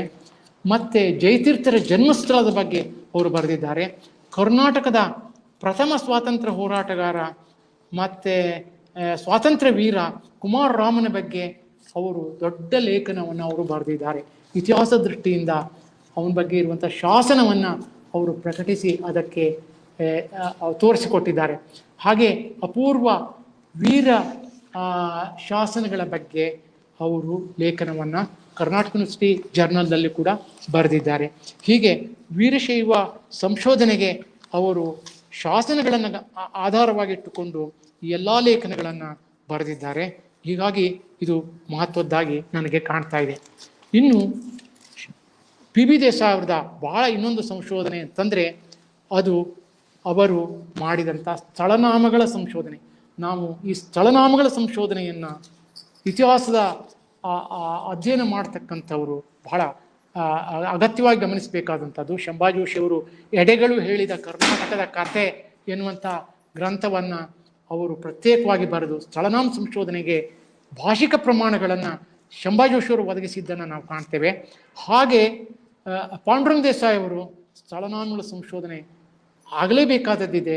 ಯಾವ್ಯಾವ ಸ್ಥಳಗಳು ಹೇಗೆ ಅವರ ಹೆಸರು ಬಂದು, ಹೆಸರಿನ ಹಿಂದೆ ಶಾಸನ ಯಾವುದು, ಆ ಊರಿನ ಇತಿಹಾಸ ಏನು, ಈ ಪರಂಪರೆ ಏನು, ಕರ್ನಾಟಕದ ಗ್ರಾಮ ಚರಿತ್ರ ಕೋಶ ಆಗಬೇಕು ಅಂತ ಈಗ ಪ್ರಯತ್ನ ನಡೆದಿದೆ. ಅದರ ಬಗ್ಗೆ ಕೆಲಸ ನಡೀತಾ ಇದೆ. ಆದರೆ ಈ ಇಂಥ ಸಂದರ್ಭದಲ್ಲಿ ಪಾಂಡುರಂಗ ದೇಸಾಯಿ ಅವರು ಬರೆದಂಥ ಲೇಖನಗಳನ್ನು ನಾವು ಗಮನಿಸಬೇಕು. ಆ ಹುಬ್ಬಳ್ಳಿಯ ಬಗ್ಗೆ ಇರುವಂಥ ಶಾಸನ, ಧಾರವಾಡದ ಬಗ್ಗೆ ಇರುವಂಥ ಶಾಸನಗಳಲ್ಲಿ ನರಗುಂದ ಅಂತನ್ನುವಂಥದ್ದು. ಆನಂತರ ಕನ್ನಡ ಲಕ್ಷ್ಮಿಯ ತವರು ಲಕ್ಷ್ಮೇಶ್ವರ, ಅದು 80 ಶಾಸನದ ಬಗ್ಗೆ ಅಲ್ಲಿರುವಂಥ ಶಾಸನದ ಬಗ್ಗೆ ಹೇಳ್ತಾರೆ. ಧಾರವಾಡ ಅದು ಹೇಗೆ 1000 ವರ್ಷದ ಹಿಂದೆ ಶಾಸನಗಳಲ್ಲಿ ಅದು ಉಲ್ಲೇಖಗೊಂಡಿದೆ ಅಂತನ್ನೋದನ್ನು ತೋರಿಸಿಕೊಟ್ಟಿದ್ದಾರೆ. ರಾಯಚೂರು ನಾಡಿನ ಹಿರಿಮೆಯ ಬಗ್ಗೆ ಲೇಖನವನ್ನು ಬರೆದಿದ್ದಾರೆ. ಕಾರವಾರ ಜಿಲ್ಲೆಯ ಐತಿಹಾಸಿಕ ಸಂಶೋಧನೆಯನ್ನು, ಬನವಾಸಿಯ ಬಗ್ಗೆ, ಸ್ವಾದಿಯ ಅರಸುಮನೆತನದ ಬಗ್ಗೆ ಮತ್ತು ಸೋಂದಾದ ಅರಸುಮನೆತನದ ಬಗ್ಗೆ ಎಲ್ಲ ಚರಿತ್ರೆಯ ಲೇಖನಗಳನ್ನು ಅವರು ಬರೆದಿದ್ದಾರೆ. ಹೀಗೆ ಗುಲ್ಬರ್ಗಾ ಜಿಲ್ಲೆಯ ಶಾಸನಗಳ ಬಗ್ಗೆ ಅವರ ಲೇಖನ ಇದೆ. ಮತ್ತು ರಾಯಚೂರು ಜಿಲ್ಲೆಯ ಶಾಸನಗಳ ಬಗ್ಗೆ ಅವರ ಲೇಖನ ಇದೆ. ಕಲಬುರಗಿಯ ಶಾಸನಗಳ ಬಗ್ಗೆ, ಕಲಬುರಗಿಯ ಚಾರಿತ್ರಿಕ ಇತಿಹಾಸ ಮತ್ತು ಸಂಶೋಧನೆ, ಇದೆಲ್ಲ ನಾವು ಗಮನಿಸಬೇಕಾದಂಥದ್ದು. ಹಾಗೆ ಬಳ್ಳಾರಿಯ ಪ್ರಾಚೀನತೆಯ ಬಗ್ಗೆ, ಪ್ರಬುದ್ಧ ಕರ್ನಾಟಕದಲ್ಲಿ ಅವರು ಬರೆದಂಥ ಲೇಖನ, ಮತ್ತು ಇಂಗಳಿಗೆಯ ಶಾಸನದ ಬಗ್ಗೆ ಪಾಂಡುರಂಗ ದೇಸಾಯಿ ಅವರು ಬರೆದ ಶಾಸನ, ಐಹೊಳೆಯ ಶಿಲಾಶಾಸನದ ಬಗ್ಗೆ ಬರೆದಿದ್ದಾರೆ. ಅನಂತರ ಸೇಡಂದ ಶಾಸನದ ಬಗ್ಗೆ ಬರೆದಿದ್ದಾರೆ. ಮತ್ತು ದೇಸಾಯಿ ಶಾಸನ ಸಂಗ್ರಹದಿಂದ ಇವನ್ನೆಲ್ಲ ಅವರು ಬರೆದದ್ದನ್ನು ಶರಣ ಸಾಹಿತ್ಯದಲ್ಲಿ ನಾವು ಕಾಣ್ತೇವೆ. ಸುಂದರ ಮೊಗದ ಹಿರೇಮುಣಗಿಯ ಕೇಶವನ ಬಗ್ಗೆ ಅದು ಅವರ ಗುಲ್ಬರ್ಗಾ ಜಿಲ್ಲೆಯ ಒಂದು ಶಿಲ್ಪಕಲೆಯನ್ನು ಗಮನದಲ್ಲಿಟ್ಟುಕೊಂಡು ಲೇಖನವನ್ನು ಬರೆದನ್ನು ನಾವು ಕಾಣ್ತೇವೆ. ಹಾಗೆ ಕರ್ನಾಟಕದ ಶಿಲ್ಪಕಲೆಗಳ ಅಧ್ಯಯನದಲ್ಲಿಯೂ ಕೂಡ ಅವ್ರದ್ದೊಂದು ಮಹತ್ವದ ಪಾತ್ರ ಇದೆ. ಕಂದರ್ಪರ ಶಾಸನ, ಇತಿಹಾಸದ ಮೇಲೆ ಹೊಸ ಬೆಳಕು ಅಂತನ್ನುವಂಥ ಒಂದು ಲೇಖನ, ಮತ್ತು ಅಶೋಕ ಚಕ್ರದ ಒಂದು ಮಹತ್ವವನ್ನು ಕುರಿತಾದಂಥ ಶಾಸನ, ಬಾದಾಮಿಯ ಚಾಲುಕ್ಯರ ಕಾಲದ ಸಂಸ್ಕೃತಿ ಜೀವನವನ್ನು ಕುರಿತು 1935 ಬರೆದಂಥ ದೊಡ್ಡ ಲೇಖನ ಇದು, ಜಯ ಕರ್ನಾಟಕದಲ್ಲಿ ಪ್ರಕಟ ಆಗಿದೆ. ಅದರಲ್ಲಿಯೂ ಕೂಡ ರಾಜವಂಶದ ಇತಿಹಾಸವನ್ನು, ಬಾದಾಮಿ ಚಾಲುಕ್ಯರ ಶಿಲ್ಪಕಲೆಯನ್ನು, ಮತ್ತೆ ಒಂದು ಲೇಖನ, ಅದು ಬೆಳಗುನಲ್ಲಂತ ಒಂದು ಪತ್ರಿಕೆಯಲ್ಲಿ ಬಂದದ್ದು, ಅದನ್ನು ಕೂಡ ಗಮನಿಸಬೇಕು. ಒಂದು ಅಪೂರ್ವ ಶಿಲ್ಪ ಕೃತಿಗಳು, ಸ್ವಾದಿಯ ತಾಮ್ರಶಾಸನದ ಬಗ್ಗೆ ಲೇಖನ ಬರೆದಿದ್ದಾರೆ. ಮೊಳಕೆಯಿಡದ ರಾಷ್ಟ್ರಕೂಟರ ಬಗ್ಗೆ ಬರೆದಿದ್ದಾರೆ. ರಾಷ್ಟ್ರಕೂಟರ ರಾಜಧಾನಿಗಳ ಬಗ್ಗೆ ಲೇಖನ ಇದೆ. ಹೀಗೆ ಭಾರತೀಯ ಜೀವನ ಪದ್ಧತಿಯ ಬಗ್ಗೆ ಲೇಖನಗಳಿದ್ದದ್ದನ್ನು ನಾವು ಕಾಣ್ತೇವೆ. ಅವರ ಒಟ್ಟು ಸಂಶೋಧನೆಯಲ್ಲಿ ಬಹಳ ಮಹತ್ವದ್ದು ಅಂತಂದರೆ, ಯಾವ್ಯಾವುದು ಈ ವಿಜಯನಗರ ಸಾಮ್ರಾಜ್ಯದ ಬಗ್ಗೆ ಪುಸ್ತಕ ಬರೆದಾದ ನಂತರ ಇನ್ನೂ ಒಂದಷ್ಟು ಉಳ್ಕೊಂಡಿದೆ ಅಂತ ಅವರ ಮನಸ್ಸಿನಲ್ಲಿ ಅನಿಸಿದೆ. ವಿಜಯನಗರವು ಮತ್ತು ಕ್ರೈಸ್ತ ಜನಾಂಗವು, ವಿಜಯನಗರವು ಮತ್ತು ಜೈನ ಸಂಸ್ಕೃತಿ, ಶ್ರೀವೈಷ್ಣವರು ಜೈನರು ಹೇಗೆ ಕೂಡಿ ಬಾಳಿದ್ರು, ಅವರು ಯಾವ ಒಂದು ಸಮನ್ವಯದ ಆದರ್ಶವನ್ನು ಇಟ್ಟುಕೊಂಡ್ರು, ಅದಕ್ಕೆ ಸಂಬಂಧಪಟ್ಟಂಥ ಶಾಸನವನ್ನು ಅವರು ಹುಡುಕಿ ಹೇಳಿದ್ದಾರೆ. ಅಂದರೆ ಅವರ ಸಂಶೋಧನೆಯಲ್ಲಿ ಮತ ಸಮನ್ವಯ ಮತ್ತು ಎಲ್ಲರ ಅಲ್ಲಿ ಇತಿಹಾಸದ ಕುರಿತು ಜನರಲ್ಲಿ ಪ್ರೇರಣೆಯನ್ನು ಉಂಟು ಮಾಡುವಂಥ ರೀತಿಯಲ್ಲಿ ಅವು ಇದ್ದದ್ದನ್ನು ನಾವು ಕಾಣ್ತೇವೆ. ವಿಜಯನಗರದ ನಾಣ್ಯಗಳ ಬಗ್ಗೆ ಒಂದು ಪ್ರತ್ಯೇಕವಾದ ನಾಣ್ಯಶಾಸ್ತ್ರದ ಅಧ್ಯಯನವು ನಾವು ಕಾಣ್ತೇವೆ. ಅಂದರೆ ಟಪೋನಮಿ ಬಗ್ಗೆ ಅಧ್ಯಯನ ಮಾಡಿದಂತೆ ಆಯಿತು, ನಾಣ್ಯಶಾಸ್ತ್ರದ ಬಗ್ಗೆ ಅಧ್ಯಯನ ಮಾಡಿದಂತೆ ಆಯಿತು, ಶಾಸನ ವಿಜ್ಞಾನದ ಬಗ್ಗೆ ಅಧ್ಯಯನ ಮಾಡಿದಂತೆ ಆಯಿತು. ಆನಂತರ ಅವರು ಪಾಠ ಪರಿಷ್ಕರಣ, ಹಸ್ತಪ್ರತಿಗಳ ಸಂಶೋಧನೆಯನ್ನು ಅವರು ಮಾಡಿದಂತೆ ಆಯಿತು. ಹೀಗೆ ಎಲ್ಲ ರೀತಿಯ ಸಂಶೋಧನೆ, ಕನ್ನಡ ಸಂಸ್ಕೃತಿಯ ಪ್ರಾಚೀನತೆಯ ಶೋಧ ಅವರಿಗೆ ಬಹಳ ಮುಖ್ಯ ಆಗಿತ್ತು. ಅಷ್ಟೇ ಅಲ್ಲ, ಅಪಪ್ರಚಾರಕ್ಕೆ ಆಹುತಿಯಾದಂಥ ವಿಜಯನಗರದ ಬಗ್ಗೆ ಒಂದು ಪತ್ರಿಕೆಯಲ್ಲಿ ಉತ್ತರವನ್ನು ಕೂಡ ಒಂದು ಲೇಖನ ಮೂಲಕ ಕೊಟ್ಟಿದ್ದನ್ನು ನಾನು ಗಮನಿಸ್ತಾ ಇದ್ದೇನೆ. ಇದಲ್ಲದೆ ಈಗ ಹೇಳಬೇಕಾದದ್ದು ಅಂತಂದರೆ, ಕನ್ನಡ ಸಾಹಿತ್ಯದ ಜೊತೆಯಲ್ಲಿ ಅವರು ಹೆಜ್ಜೆ ಹಾಕಿದ್ದು, ಕನ್ನಡ ಸಾಹಿತ್ಯದಲ್ಲಿ ಭಾಷಾವಿಹಾರ ಅಂತನ್ನುವಂಥ ಒಂದು ಲೇಖನ ಮಾಲೆಯ ಮೂಲಕವಾಗಿ ಶಬ್ದಗಳ ನಂಟು, ಜನಾಂಗದ ನಂಟು, ಶಬ್ದಗಳ ಮೂಲಕವಾಗಿ ಅವುಗಳ ವ್ಯುತ್ಪತ್ತಿ, ಅವುಗಳ ಮೂಲಕವಾಗಿ ಒಂದು ಸಂಸ್ಕೃತಿಯ ವಿಕಾಸ ಹೇಗಾಯಿತು ಅಂತನ್ನುವಂಥದ್ದು. ಈಗ ತಳಾರ ಅಂತನ್ನುವಂಥದ್ದು ಒಂದು ಅವರ ವೀರ ಪರಂಪರೆಯ ದ್ಯೋತಕವಾಗಿ ಶಾಸನಗಳಲ್ಲಿ ಹೇಗೆ ಬಂದಿದೆ. ತಳವಾರ ತಳವಾರ್ ಜನಾಂಗ ಕರ್ನಾಟಕದ ಒಂದು ಪ್ರಮುಖ ಜನಾಂಗ, ಅವರು ಕೂಡ ಇದನ್ನು ಓದಬೇಕಾದದ್ದಿದೆ. ಅವರ ಅಧ್ಯಯನವನ್ನು ಅವರು ಮಾಡಿದ್ದಾರೆ. ಅಂದರೆ ತಳ ಮೂಲದ ಸಂಸ್ಕೃತಿಗೆ ಅಧ್ಯಯನವನ್ನು ಆ ರೀತಿಯಲ್ಲೂ ಕೂಡ ಅವರು ಮಾಡಿದ್ದಾರೆ. ಉಪಸಂಸ್ಕೃತಿ ಅಧ್ಯಯನಕ್ಕೆ ಅವರ ಕೊಡುಗೆ ಇದೆ. ಮತ್ತು ಭಾಷೆಯ ಮೂಲ ಶಬ್ದಗಳನ್ನೆಲ್ಲ ತೆಗೆದುಕೊಂಡು, ಈಗ ಬಾದುಬೆ ಇರ್ಬೋದು, ಮಹಾನಾಡು ಇರ್ಬೋದು, ಆನಂತರ ತ್ರಾಸು ಇರ್ಬೋದು, ವಲ್ಲಣಿಗೆ ಇರ್ಬೋದು, ಆನಂತರ ವಚನಗಳಲ್ಲಿ ಬರುವಂಥ ಬೇರೆ ಬೇರೆ ಬಸವಣ್ಣವರ ವಚನಗಳ ಅಲ್ಲಿ ಬರುವಂಥ ಪದಗಳನ್ನು ತೆಗೆದುಕೊಂಡು ಅವುಗಳಿಗೆ ಅರ್ಥ ಹೇಳುವಂಥದ್ದು, ಐತಿಹಾಸಿಕ ವಿವೇಚನೆ ಮಾಡ್ತಕ್ಕಂಥದ್ದು, ಇದನ್ನು ದೇಸಾಯಿ ಅವರು ಮಾಡಿದ್ದಾರೆ. ದೇಸಾಯಿ ಅವರು ಮಾಡಿದ ಇನ್ನೊಂದು ಮಹತ್ವದ ಕೆಲಸ ಏನು ಅಂತಂದರೆ, ಕನ್ನಡ ನಾಡಿನ ಮಕ್ಕಳಿಗಾಗಿ ಇತಿಹಾಸವನ್ನು ಬರೆದಿರುವುದು. ನಾವು ಇವತ್ತು ವಿದ್ಯಾರ್ಥಿಗಳಿಗಾಗಿ ಟೆಕ್ಸ್ಟ್ ಬುಕ್ಕನ್ನು ಬರಿತೇವೆ, ಸಂಶೋಧನಾ ಲೇಖನಗಳನ್ನು ಬರಿತೇವೆ, ಆದರೆ ಮಕ್ಕಳಿಗಾಗಿ ಒಂದು ಏನು ಸಂಶೋಧನೆಯವರು ಮಾಡಿದ್ದಾರೆ, ಅವರು ದೊಡ್ಡ ಇದನ್ನು ನೋಡಿ ಇಲ್ಲಿ ಒಂದು 100 ಅಷ್ಟು ಲೇಖನ ಇದೆ ನನ್ನ ಹತ್ರ. ಅದನ್ನೆಲ್ಲ ಹುಡುಕಿ ತೆಗೆದಿದ್ದೇನೆ. ಮಕ್ಕಳಿಗಾಗಿ ಇತಿಹಾಸದ ಲೇಖನಗಳನ್ನು ಬರೆದು ಬಾಲ ಪ್ರಪಂಚ, ಮಕ್ಕಳನ್ನು ಪ್ರೇರಣೆ ಮಾಡೋದು. ಅಂದರೆ ಬೇರೆ ಬೇರೆ ಅರಸರ ಬಗ್ಗೆ, ಅರಸರ ಕಾಲದಲ್ಲಿ ನಡೆದಂಥ ಇತಿಹಾಸದ ಘಟನೆಗಳ ಬಗ್ಗೆ ಅದನ್ನು ವರ್ಣನಾತ್ಮಕವಾಗಿ, ಅದಕ್ಕೆ ಒಂದು ಸೃಜನಾತ್ಮಕ ಸ್ವರೂಪವನ್ನು ಕೊಟ್ಟು ಕಥೆಗಳ ಮೂಲಕವಾಗಿ ಅವರನ್ನು ರಂಜಿಸುವುದು, ಮಕ್ಕಳನ್ನು ಎಳೆಯುವುದು, ಇತಿಹಾಸದ ಬಗ್ಗೆ ಪ್ರೇರಣೆಯನ್ನು ಉಂಟು ಮಾಡುವುದು. ಇದು ಒಂದು ಸ್ವಾತಂತ್ರ್ಯ ಪೂರ್ವದ ಇತಿಹಾಸಕಾರರ ಒಂದು ಪ್ರಮುಖವಾದ ಒಂದು ಬರವಣಿಗೆಯ ದಾರಿ ಇದು. ಅದನ್ನು ಅವರು ಮಾಡಿದ್ದು ನನಗೆ ಆಶ್ಚರ್ಯವನ್ನು ಉಂಟು ಮಾಡ್ತದೆ. PB ದೇಸಾಯರು ಎಲ್ಲ ಪತ್ರಿಕೆಗಳಲ್ಲಿ ಈ ಕೆಲಸವನ್ನು ಅವರು ಮಾಡಿದ್ದಾರೆ. ಅವರ ಲೇಖನ ಇಲ್ಲದ ಪತ್ರಿಕೆಯೇ ಇಲ್ಲ ಅನ್ನುವಷ್ಟರ ಮಟ್ಟಿಗೆ 30 ವರ್ಷಗಳ ಕಾಲ 300 ಲೇಖನ ಬರೆದರು. 30 ವರ್ಷಗಳಲ್ಲಿ 30ಕ್ಕೂ ಹೆಚ್ಚು ಗ್ರಂಥಗಳನ್ನು ಕೊಟ್ಟರು. ಇಂಗ್ಲೀಷ್ನ ಸಂಶೋಧನೆ ಮಾಡಿ, ನಾನು ಇಂಗ್ಲೀಷ್ ಸಂಶೋಧನೆ ಬಗ್ಗೆ ಒಂದಷ್ಟು ಹೇಳಬೇಕು. ಅವರ ಇಂಗ್ಲೀಷ್ ಸಂಶೋಧನೆಯ ಲೇಖನಗಳದ ಒಂದು ದೊಡ್ಡ ಪಟ್ಟಿಯೇ ಇದೆ. ಅದರಲ್ಲಿಯೂ ಕೂಡ ಕೆಲವು ವಿಷಯಗಳನ್ನು ಪ್ರಸ್ತಾಪ ಮಾಡಬೇಕು. ಅವರು ಎಪಿಗ್ರಫಿ ಆಫ್ ಇಂಡಿಕಾದಲ್ಲಿ ಬರೆದಂಥ ಸಂಶೋಧನಾ ಲೇಖನಗಳು, journal of the oriental research ವಾಲ್ಯೂಮ್ದಲ್ಲಿ ಬಂದಂಥ ಲೇಖನಗಳು, ಮತ್ತು ಭಾರತದ ಬೇರೆ ಬೇರೆ ಇತಿಹಾಸ ವಿದ್ವಾಂಸರಿಗೆ ಅರ್ಪಿಸಲ್ಪಟ್ಟಂಥ ಸಂಭಾವನಾ ಗ್ರಂಥಗಳಲ್ಲಿ ಅವರು ಲೇಖನಗಳನ್ನು ಬರೆದಿದ್ದಾರೆ. ಅವರಿಗೆ 60 ತುಂಬಿದಾಗ ಅವರಿಗೆ ಅರ್ಪಿಸಿದ ಅಭಿನಂದನಾ ಗ್ರಂಥದ ಮಾಡುವಾಗ ಶ್ರೀನಿವಾಸ ರೆತ್ತಿಯವರು, ಅವರ ಪ್ರಿಯ ಮಿತ್ರರಾದಂಥ ಶ್ರೀನಿವಾಸ ರೆತ್ತಿಯವರು, ಅವರು ಹೇಳ್ತಾರೆ 370ಕ್ಕೂ ಹೆಚ್ಚು ಲೇಖನಗಳನ್ನು ನಾವು ಸಂಶೋಧನಾ ಲೇಖನಗಳನ್ನು ಅವರು ಬರೆದನ್ನು ಪಟ್ಟಿ ಮಾಡಿದ್ದೇವೆ, ಇನ್ನೂ ಅಪ್ರಕಟಿತ ಲೇಖನಗಳು ಉಳ್ಕೊಂಡಿವೆ ಅಂತ. ನಾನು ನಿನ್ನೆ ಶ್ರೀವತ್ಸ ದೇಸಾಯಿ ಅವರ ಮಗ, ಅವರ ಹತ್ರ ನಾನು ಚರ್ಚೆ ಮಾಡಿದೆ ಈ ವಿಷಯದ ಬಗ್ಗೆ.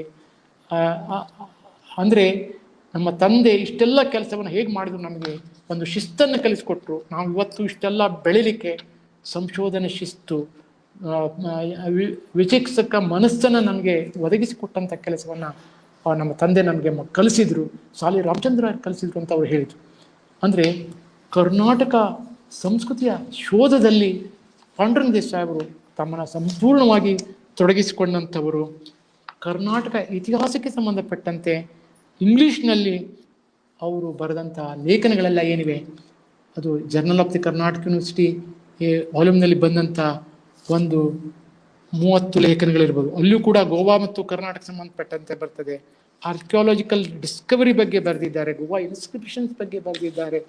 ಮತ್ತು ಅವರು ಮಿಥಿಕ್ ಸೊಸೈಟಿ ಜರ್ನಲ್ನಲ್ಲೂ ಕೂಡ ಕೆಲವು ಲೇಖನಗಳನ್ನು ಬರೆದಿದ್ದಾರೆ. ಅವನ್ನೆಲ್ಲ ಗಮನಿಸಬೇಕಾದಂಥದ್ದು. ಹೀಗೆ ಇಂಗ್ಲೀಷ್ನಲ್ಲಿ ಮಾಡಿದಂಥ ಸಂಶೋಧನೆ, ಎಲ್ಲ ಸಂಶೋಧನೆಗೆ ಶಾಸನಗಳ ಆಕಾರವನ್ನು ಇಟ್ಟುಕೊಂಡು ಶಾಸನಗಳ ಮೂಲಕವಾಗಿ ನಿಜ ಇತಿಹಾಸವನ್ನು ಕಟ್ಟಿಕೊಡುವ ಕೆಲಸವನ್ನು ಅವರು ಮಾಡಿದ್ದಾರೆ. ಅವರ ಪಾಂಡಿತ್ಯ, ಅವರು ಮಾಡಿದ ಸಂಶೋಧನೆ ಕೆಲಸ ಬಹಳ ಮುಖ್ಯವಾದದ್ದು. ಇಂದಿನ ಹಾಗೆ ಅನುಕೂಲತೆಗಳಿಲ್ಲದೇ ಇರುವಂಥ ಸಂದರ್ಭದಲ್ಲಿ ಹೈದರಾಬಾದ್ ಕರ್ನಾಟಕದ ಶಾಸನಗಳನ್ನು ಅದನ್ನು ಸಂಗ್ರಹಿಸಿ, ಅದನ್ನು ಪ್ರಕಟಿಸಿ, ಪಾಠ ಪರಿಷ್ಕರಣ ಮಾಡಿ, ಇಂಗ್ಲೀಷ್ನಲ್ಲಿ ಅವುಗಳ ಸಾರವನ್ನು ಬರೆದು ಇವರು ಮಾಡಿದೆಯಲ್ಲ. ಈ ಶಾಸನ ಸಂರಕ್ಷಣೆ, ಶಾಸನಗಳ ಮೂಲಕವಾಗಿ ಅವರು ದಾಖಲೆ ಡಾಟಾ ಬೇಸ್ಡ್ ರಿಸರ್ಚ್ ಅವ್ರು ಮಾಡಿದರು. ಕ್ಷೇತ್ರ ಕಾರ್ಯ ಸಂಶೋಧನೆಯನ್ನು ಮಾಡಿ ಫೀಲ್ಡ್ ರಿಸರ್ಚನ್ನು ಮಾಡಿದರು. ಉರಿ ಬಿಸಿಲಿನಲ್ಲಿ ಅಲೆದಾಡಿದ್ರು ಕರ್ನಾಟಕ ತುಂಬ. ಅವರಿಗೆ ನಡೆದುಕೊಂಡು ಹೋಗಿ ಶಾಸನಗಳನ್ನು ಸಂಗ್ರಹಣ ಮಾಡಿದ್ರು. ಇದು ಎಲ್ಲ ನಾನು ಶೇಷಶಾಸ್ತ್ರಿ ಅವರು ಐಹೊಳೆಯಿಂದ ಅಮ್ಮಿನಬಾವಿಯವರಿಗೆ ನಡ್ಕೊಂಡು ವೀರಗಲ್ಲುಗಳ ಶೋಧಕ್ಕೆ ನಾವು ಹೋಗಿದ್ದೆವು. ಅದೇನು ಯೌವನದ ಕಾಲದಲ್ಲಿ ಒಂದು ಸಾಹಸದ ಒಂದು ಕೆಲಸ ಅದು. ಹಾಗೆ ಈಗ ಪಾಂಡುರಂಗ ದೇಸಾಯಿ ಅವರು ಇಷ್ಟೆಲ್ಲ ಓಡಾಡಿದ್ರಲ್ಲ, ಇಷ್ಟೆಲ್ಲ ಸಂಶೋಧನೆ ಕೆಲಸ ಮಾಡಿದ್ರು. ಕರ್ನಾಟಕ ವಿಶ್ವವಿದ್ಯಾಲಯ ಕನ್ನಡ ಅಧ್ಯಯನ ಕನ್ನಡ ಸಂಶೋಧನಾ ಸಂಸ್ಥೆಯಲ್ಲಿ ಒಂದು ದೊಡ್ಡ ವಸ್ತು ಸಂಗ್ರಹಾಲಯ ಆಗಲಿಕ್ಕೆ ಅದನ್ನೆಲ್ಲ ನೋಡಿದಾಗ ದೇಸಾಯಿ ನಮಗೆ ನಿತ್ಯ ನಂದಾದೀಪದಂತೆ ನೆನಪಾಗಿ ಅವರು ನಮ್ಮನ್ನು ಯಾವಾಗಲೂ ಪ್ರೇರಿಸುತ್ತಾರೆ. ಇತಿಹಾಸ ಸಂಶೋಧನೆ ವಿದ್ಯಾರ್ಥಿಗಳಿಗೆ ಸದಾ ಪ್ರೇರಕ ಚೇತನ ಪಿ ಬಿ ದೇಸಾಯರು. ಪಿ ಬಿ ದೇಸಾಯರು ಮಾಡಿದಂಥ ಈ ಅಮೂಲ್ಯ ಗ್ರಂಥಗಳೇನಿವೆ, ಅವರ ಸಂಶೋಧನೆ ಏನಿದೆ, ಅದೆಲ್ಲ ಸಮಗ್ರವಾಗಿ ಮರುಮುದ್ರಣ ಮರು ವ್ಯಾಖ್ಯಾನಗೊಳ್ಳುವಂಥ ಅಗತ್ಯ ಇದೆ. ಆ ದೃಷ್ಟಿಯಿಂದ ಕನ್ನಡ ಸಂಶೋಧನೆಯಲ್ಲಿಯೂ ಕರ್ನಾಟಕ ಸಂಶೋಧನೆಯಲ್ಲಿಯೂ ಮತ್ತು ಶಾಸನ ಸಂಶೋಧನೆಯಲ್ಲಿಯೂ ಮತ್ತು ದ್ರಾವಿಡ ಸಂಶೋಧನೆಯಲ್ಲಿಯೂ ಕನ್ನಡದ ಪ್ರಾಚೀನತೆಯ ಶೋಧದಲ್ಲಿಯೂ ದೇಸಾಯಿ ಅವರ ಕೊಡುಗೆ ಬಹಳ ಆಗಿದೆ. ಅದನ್ನು ಎಲ್ಲ ವಿದ್ವಾಂಸರು ಗಮನಿಸಬೇಕು ಮತ್ತು ಶಾಸನ ವಿದ್ಯಾರ್ಥಿಗಳು ಅವರ ಪುಸ್ತಕಗಳನ್ನು ಮತ್ತೆ ಮತ್ತೆ ಪರಿಶೀಲಿಸಬೇಕು. ಯಾಕೆಂದರೆ ನಮ್ಮ ಆ ಒಂದು ಸಂಶೋಧನೆ ನಡೆದ ದಾರಿ ಏನು, ಅಲ್ಲಿ ಎಂಥ ವಾಗ್ವಾದಗಳು ನಡೆದವು ವಿದ್ವಾಂಸರಲ್ಲಿ, ಮತ್ತು ಅವರು ಹೇಗೆ ಪ್ರಕರಣ ಕಾರ್ಯವನ್ನು ನಡೆಸಿದರು ಮತ್ತು ಹೇಗೆ ಪಾಠ ಪರಿಷ್ಕರಣ ಕೆಲಸವನ್ನು ಅವರು ಕೈಗೊಂಡರು, ಇದೆಲ್ಲ ಇವತ್ತಿಗೆ ನಮಗೊಂದು ಕುತೂಹಲವನ್ನು ಉಂಟು ಮಾಡ್ತದೆ. ಸಾಮಾನ್ಯರಿಗಾಗಿ ಇತಿಹಾಸದ ಪ್ರೀತಿಯನ್ನು ಹುಟ್ಟಿಸಲಿಕ್ಕೆ ಕಾದಂಬರಿಗಳನ್ನು ಅವರು ಬರೆದರು. ಆಲೂರು ವೆಂಕಟರಾಯರ ಮಾರ್ಗವನ್ನು ಅವರು ಅನುಸರಿಸಿದರು. ಹೀಗಾಗಿ ಅವರ ಸಂಶೋಧನೆ ಏನಿದೆ, ಕನ್ನಡ ಶಾಸನ ಸಂಶೋಧನೆಯಲ್ಲಿ, ಕನ್ನಡ ಸಂಸ್ಕೃತಿಯ ಪ್ರಾಚೀನತೆಯ ಶೋಧದಲ್ಲಿ, ಸ್ಥಳನಾಮಗಳ ಸಂಶೋಧನೆಯಲ್ಲಿ, ನಾಣ್ಯಶಾಸ್ತ್ರದ ಸಂಶೋಧನೆಯಲ್ಲಿ, ರಾಜಕೀಯ ಇತಿಹಾಸವನ್ನು ಕಟ್ಟಿಕೊಡುವ ಕೆಲಸದಲ್ಲಿ, ಇವೆಲ್ಲದರಲ್ಲಿಯೂ ಅವರು ಬಹಳ ದುಡಿದಿದ್ದಾರೆ. ಅವರು ಮಾಡಿದ ಕೆಲಸ ಸದಾ ಸ್ಮರಣೀಯವಾಗಿರತಕ್ಕಂಥದ್ದು. ಹೂವಿಗೆ ಬೆಲೆ ಬರತಕ್ಕಂಥದ್ರಲ್ಲಿರುವ ಪರಿಮಳದಿಂದ, ಬಂಗಾರಕ್ಕೆ ಬೆಲೆ ಬರತಕ್ಕಂಥದ್ದು ಅದರಲ್ಲಿರುವ ಹೊಳಪಿನ ಗುಣದಿಂದ, ಹಾಗೆ ವ್ಯಕ್ತಿಗೆ ಬೆಲೆ ಬರತಕ್ಕಂಥದ್ದು ಅವರು ಮಾಡಿದ ಶ್ರೇಷ್ಠ ಕಾರ್ಯದಿಂದ. ಹಾಗೆ ಪಾಂಡುರಂಗ ದೇಸಾಯಿ ಅವರು ಕನ್ನಡದಲ್ಲಿ ಇತಿಹಾಸ ಸಂಶೋಧನೆಗೆ ದೊಡ್ಡ ಕೆಲಸವನ್ನು, ತಳಹದಿಯ ಕೆಲಸವನ್ನು ಅವರು ಮಾಡಿದರು. ತಾನೊಬ್ಬ ಸಂಶೋಧಕನಾಗಿ ಹೇಗೆ ರೂಪುಗೊಂಡೇ ಅಂತನ್ನೋದ್ರ ಬಗ್ಗೆ ಕರ್ಮವೀರದಲ್ಲಿ ಒಂದು ದೊಡ್ಡ ಲೇಖನವನ್ನು 71ರಲ್ಲಿ ಅವರು ಬರೆದಿದ್ದರು. ಅದರಲ್ಲಿ ಅವರು ಹೇಳ್ತಾರೆ, ನಾನು ಚಿಕಿತ್ಸಕ ಬುದ್ಧಿಯಿಂದ ಕನ್ನಡ ಸಂಸ್ಕೃತಿಯ ಶೋಧದಲ್ಲಿ ಏನು ಕೆಲಸ ಮಾಡಿದ್ದೇನೆ ಅದು ನನಗೆ ಆತ್ಮ ಸಂತೋಷ, ಆತ್ಮ ತೃಪ್ತಿಯನ್ನು ಕೊಟ್ಟಿದೆ ಅಂತ ಮಾತನ್ನು ಅವರು ದಾಖಲಿಸಿದ್ದಾರೆ. ಹೀಗಾಗಿ ತನ್ನ ಒಂದು ಮಹತ್ವದ ಗ್ರಂಥ ಬಸವೇಶ್ವರ ಅಂಡ್ ಟೈಮ್ಸ್ ಮತ್ತು 5 ಗ್ರಂಥಗಳ ವಿಚಾರವನ್ನು ಅವರು ಹೇಳಿದ್ದಾರೆ. ಒಂದು ಬಸವೇಶ್ವರ ಆ್ಯಂಡ್ ಹಿಸ್ ಟೈಮ್ಸ್ ಅಂದರೆ ಬಸವೇಶ್ವರ ಮತ್ತು ಅವನ ಕಾಲ. ಎರಡನೇದಾಗಿ south Indian Jainism in south India ಮತ್ತು ಶಾಸನಗಳು ಆ ಗ್ರಂಥ. ಅದರ ಜೊತೆಗೆ ಅವರು ಹೈದರಾಬಾದ್ ಕರ್ನಾಟಕದ ಶಾಸನಗಳ ಪರಿವೀಕ್ಷಣೆ ಮಾಡಿ ಅದನ್ನು ನಮಗೆ ಒದಗಿಸಿಕೊಟ್ಟದ್ದು. ಹೀಗಾಗಿ ಕನ್ನಡ ಸಂಸ್ಕೃತಿಯ ಶೋಧದಲ್ಲಿ ಅವ್ರದ್ದು ದೊಡ್ಡ ಹೆಸರು, ಅವರು ಮಾಡಿದ ಕೆಲಸ ಭಾಳ ದೊಡ್ಡದು. ಅದನ್ನೆಲ್ಲ ನಾವು ಪರಿಶೀಲಿಸಬೇಕು. ಅದನ್ನೆಲ್ಲ ಕಾಲಾನುಸಾರಿಯಾಗಿ ಮಾಡದೆ ವಿಷಯಾನುಸಾರಿಯಾಗಿ ನಾನು ಮಾಡಿದ್ದೇನೆ. ಅದರ ಬಗ್ಗೆ ಅದರ ಹೊರನೋಟವನ್ನು ನಾನು ಕೊಟ್ಟಿದ್ದೇನೆ. ಒಳನೋಟವನ್ನು ಕೊಡಲಿಕ್ಕೆ ನನಗೆ ವೇಳೆಯ ಅಭಾವದ ಒಂದೇ ತಾಸಿನ ಅವಧಿಯಲ್ಲಿ ಇಷ್ಟೆಲ್ಲ ಮಾತಾಡಲಿಕ್ಕೆ ಸಾಧ್ಯ ಆಯಿತು. ಇದಕ್ಕಾಗಿ ನಾನು ಕರ್ನಾಟಕ ಇತಿಹಾಸ ಅಕಾಡೆಮಿಗೆ ಮತ್ತೊಮ್ಮೆ ಹಾರ್ದಿಕವಾದ ವಂದನೆಗಳನ್ನು ಸಲ್ಲಿಸ್ತೇನೆ. ಈ ಸಂಜೆ ಕನ್ನಡದ ಶ್ರೇಷ್ಠ ವಿದ್ವಾಂಸರನ್ನು ಸ್ಮರಣೆ ಮಾಡುವಂಥ ಕಾರ್ಯಕ್ರಮವನ್ನು ಏರ್ಪಡಿಸಿದ್ದು ತುಂಬ ಸ್ತುತ್ಯ. ಕರ್ನಾಟಕದ ಇತಿಹಾಸ ಕಟ್ಟಿದವರು, ಬೆಳೆಸಿದವರು, ರಚನೆ ಮಾಡಿದವರು, ಇತಿಹಾಸಕ್ಕಾಗಿ ತಮ್ಮ ಬಾಳನ್ನು ಶ್ರೀಗಂಧದಂತೆ ತೇದವರು, ಅವರನ್ನೆಲ್ಲ ನಾವು ಸ್ಮರಿಸ್ತಾ ಇದ್ದರೆ ನಾಳೆ ನಾವು ಕೃತಜ್ಞರಾಗ್ತೇವೆ. ಆ ರೀತಿಯ ಇತಿಹಾಸ ಅಕಾಡೆಮಿ, ಕರ್ನಾಟಕ ಇತಿಹಾಸ ಅಕಾಡೆಮಿ ಬಹಳ ಅತ್ಯುತ್ತಮ ಕಾರ್ಯವನ್ನು ಮಾಡ್ತಿದೆ. ಅದು ಪ್ರಕಟಣೆಯನ್ನು ನೋಡಬೇಕು. ಎಲ್ಲ ಸೆಮಿನಾರ್, ಎಲ್ಲ ಪ್ರಬಂಧಗಳನ್ನು ಪ್ರಕಟಣೆಗೊಳಿಸಿ ದೊಡ್ಡ ಕೆಲಸವನ್ನು ಅದು ಮಾಡಿದೆ. ಕನ್ನಡ ಸಂಸ್ಕೃತಿಯ ಶೋಧದಲ್ಲಿ ಮಹತ್ವದ ಶೋಧ ಕಾರ್ಯವನ್ನು ನಡೆಸಿದಂಥ ತಮ್ಮೆಲ್ಲರಿಗೂ ಹಾರ್ದಿಕವಾದ ವಂದನೆಗಳನ್ನು, ಕೃತಜ್ಞತೆಗಳನ್ನು ಸಲ್ಲಿಸಿ ನನ್ನ ಮಾತಿಗೆ ವಿರಾಮ ಕೊಡ್ತಾ ಇದ್ದೇನೆ. ಧನ್ಯವಾದಗಳು ಸರ್. ನಾಡಿನ ಹಿರಿಯ ಸಂಶೋಧಕರಾದಂತಹ ಡಾಕ್ಟರ್ ಪಿ ಬಿ ದೇಸಾಯಿ ಅವರ ಬಗ್ಗೆ ಸಮಗ್ರ, ವಿದ್ವತ್ಪೂರ್ಣ, ಅರ್ಥಪೂರ್ಣವಾದಂತಹ ಉಪನ್ಯಾಸವನ್ನು ನೀಡಿದಂತಹ ತಮಗೆ ನಮ್ಮ ಎಲ್ಲ ಇತಿಹಾಸ ಆಸಕ್ತರ ಪರವಾಗಿ, ಸಂಶೋಧಕರ ಪರವಾಗಿ ತುಂಬು ಹೃದಯದ ಧನ್ಯವಾದಗಳನ್ನ ಅರ್ಪಿಸ್ತಾ ಇದ್ದೀನಿ. ತಮ್ಮ ಈ ಉಪನ್ಯಾಸದ ಬಗ್ಗೆ ಬಹಳಷ್ಟು ಧನ್ಯವಾದಗಳು ಸರ್. ಬಹಳಷ್ಟು ಜನ ಬಹಳ ಮೆಚ್ಚುಗೆಯನ್ನ ವ್ಯಕ್ತಪಡಿಸಿದ್ದಾರೆ. ಜೊತೆಗೆ ಬಹಳ ಸಂತೋಷದ ವಿಷಯ ತಾವು ಈಗಾಗಲೇ ಹೇಳಿದ ಹಾಗೆ ನಮ್ಮ PB ದೇಸಾಯಿ ಸರ್ ಅವರ ಬಂಧುಗಳು ಕೂಡ, ಅವರ ಪುತ್ರ, ಅವರ ಮೊಮ್ಮಗ, ಅವರೆಲ್ಲ ಕೂಡ ಇದರಲ್ಲಿ ಜಾಯ್ನ್ ಆಗಿದ್ದು ಕೂಡ ನಮ್ಮ ಎಲ್ಲ ಇತಿಹಾಸ ಅಕಾಡೆಮಿಯ ಸದಸ್ಯರಿಗೆ ತುಂಬಾ ಸಂತೋಷದ ವಿಷಯ.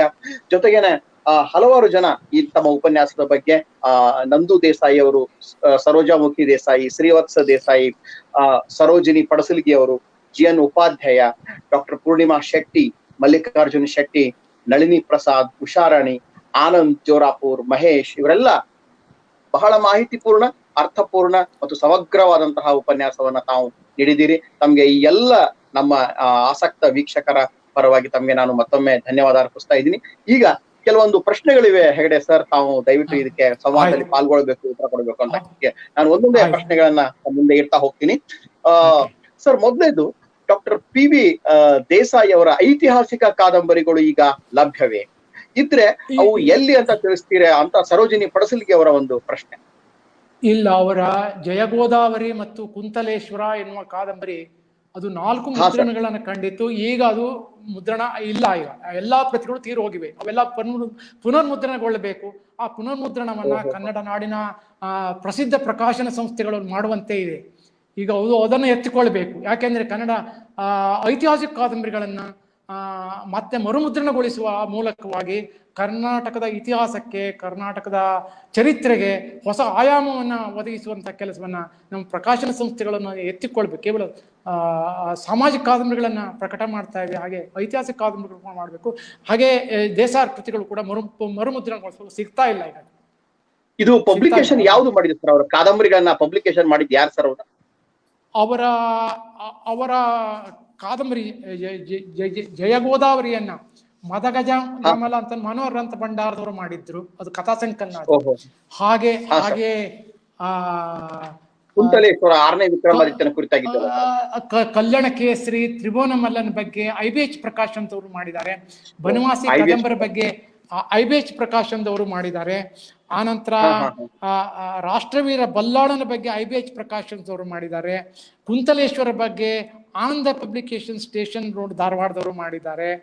ಆನಂತರ ಕುಕ್ನೂರ್ ಶ್ರೀ ಮಹಾಮಾಯೆ ಬಗ್ಗೆ ರಂಗರಾವ್ ದೇಸಾಯಿ ಕುಕ್ನೂರ್ ಅವರು ಅದನ್ನ ಪ್ರಕಟ ಮಾಡಿದ್ದಾರೆ. ಜಯಗೋದಾವರಿಯನ್ನ ಸಾಹಿತ್ಯ ಸೇವಾ ಮಂದಿರ ಗೋಕಾಕದವರು ಅದನ್ನ ಪ್ರಿಂಟ್ ಮಾಡಿದ್ದಾರೆ. ನಾಗರಮರಿ ಅದನ್ನ ಆಕಳ್ವಾಡಿ ಬುಕ್ ಡಿಪೋ ಧಾರವಾಡದವರು ಪ್ರಿಂಟ್ ಮಾಡಿದ್ದಾರೆ. ಹಬ್ಬ ಹುಣ್ಣಿಮೆಗಳು ಆಕಳ್ವಾಡಿ ಬುಕ್ ಡಿಪೋದವರು ಮಾಡಿದ್ದಾರೆ. ಕರ್ನಾಟಕದ ಕಲಚೂರಿಗಳು ಆಲೂರು ವೆಂಕಟರಾವ್ ಪ್ರತಿಷ್ಠಾನದವರು ಅದನ್ನ ಪುನರ್ಮುದ್ರಣಗೊಳಿಸಿದ್ದಾರೆ. ಮದಗಜ ಮಲ್ಲ ಮನೋಹರ್ ಗ್ರಂಥ ಭಂಡಾರದವರು ಮಾಡಿದ್ದಾರೆ. ಹೀಗೆ ಅವರ ಪುಸ್ತಕಗಳೆಲ್ಲ ಇವೆ. ಕನ್ನಡ ನಾಡಿನ ಚರಿತ್ರೆ ಭಾಗ 1 ಅದನ್ನು ಕನ್ನಡ ಸಾಹಿತ್ಯ ಪರಿಷತ್ತು ಅದನ್ನು ಪ್ರಕಟಗೊಳಿಸಿದೆ. ವಿಜಯನಗರ ಸಾಮ್ರಾಜ್ಯವನ್ನ ಮತ್ತೆ ಅದು ಮರುಮುದ್ರಣಗೊಳ್ಳಬೇಕು. ರಾಷ್ಟ್ರವೀರ ಬಲ್ಲಾಳ ಆಗ್ಬೇಕು. ಪ್ರಾಚೀನ ಭಾರತ ಚರಿತ್ರೆ ಅದು ನಮ್ಮ ಕರ್ನಾಟಕ ವಿಶ್ವವಿದ್ಯಾಲಯ ಪ್ರಸಾರಾಂಗ ಮಾಡಿತ್ತು, ಅದು ಕೂಡ ಪ್ರಕಟ ಆಗ್ಬೇಕು. ಹೀಗೆ ಅವರ ಕೃತಿಗಳೆಲ್ಲ ಒಂದಷ್ಟು ಪ್ರಕಟ ಆಗ್ಬೇಕಾಗಿದೆ, ಮರುಮುದ್ರಣಗೊಳ್ಬೇಕು. ಖಂಡಿತವಾಗಿಯೂ ಸರ್, ನಮ್ಮ ಎಲ್ಲ ಇತಿಹಾಸಾಸಕ್ತರಿಗೆ ಅವು ಬಹಳ ಅತ್ಯಮೂಲ್ಯವಾದಂತಹ ಗ್ರಂಥಗಳು, ಅವು ಮರುಮುದ್ರಣ ಆಗ್ಬೇಕು. ಇನ್ನೊಂದು ಪ್ರಶ್ನೆ ಇದೆ ಸರ್, ಡಾಕ್ಟರ್ ಉಷಾರಾಣಿ ಅವರ ಪ್ರಶ್ನೆ ಈ ರೀತಿಯಾಗಿದೆ.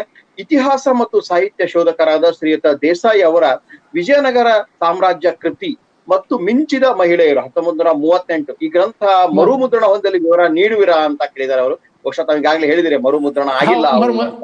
ಇಲ್ಲ, ಮರುಮುದ್ರಣ ಆಗ್ಬೇಕು. ಮರುಮುದ್ರಣ ಆಗಿಲ್ಲ. ಮತ್ತು ವಿಜಯನಗರ ಸಾಮ್ರಾಜ್ಯ ಏನಿದೆ ಆ ಪುಸ್ತಕ ವಿದ್ಯಾರ್ಥಿಗಳಿಗೆ ಇವತ್ತಿಗೂ ಕೂಡ ಒಂದು ಓದು ಮಾಡ್ಲಿಕ್ಕೆ ಬಹಳ ಮಹತ್ವವಾದಂತ ಮತ್ತು ಅದ್ರ ಶೈಲಿ ತುಂಬಾ ಚೆನ್ನಾಗಿದೆ.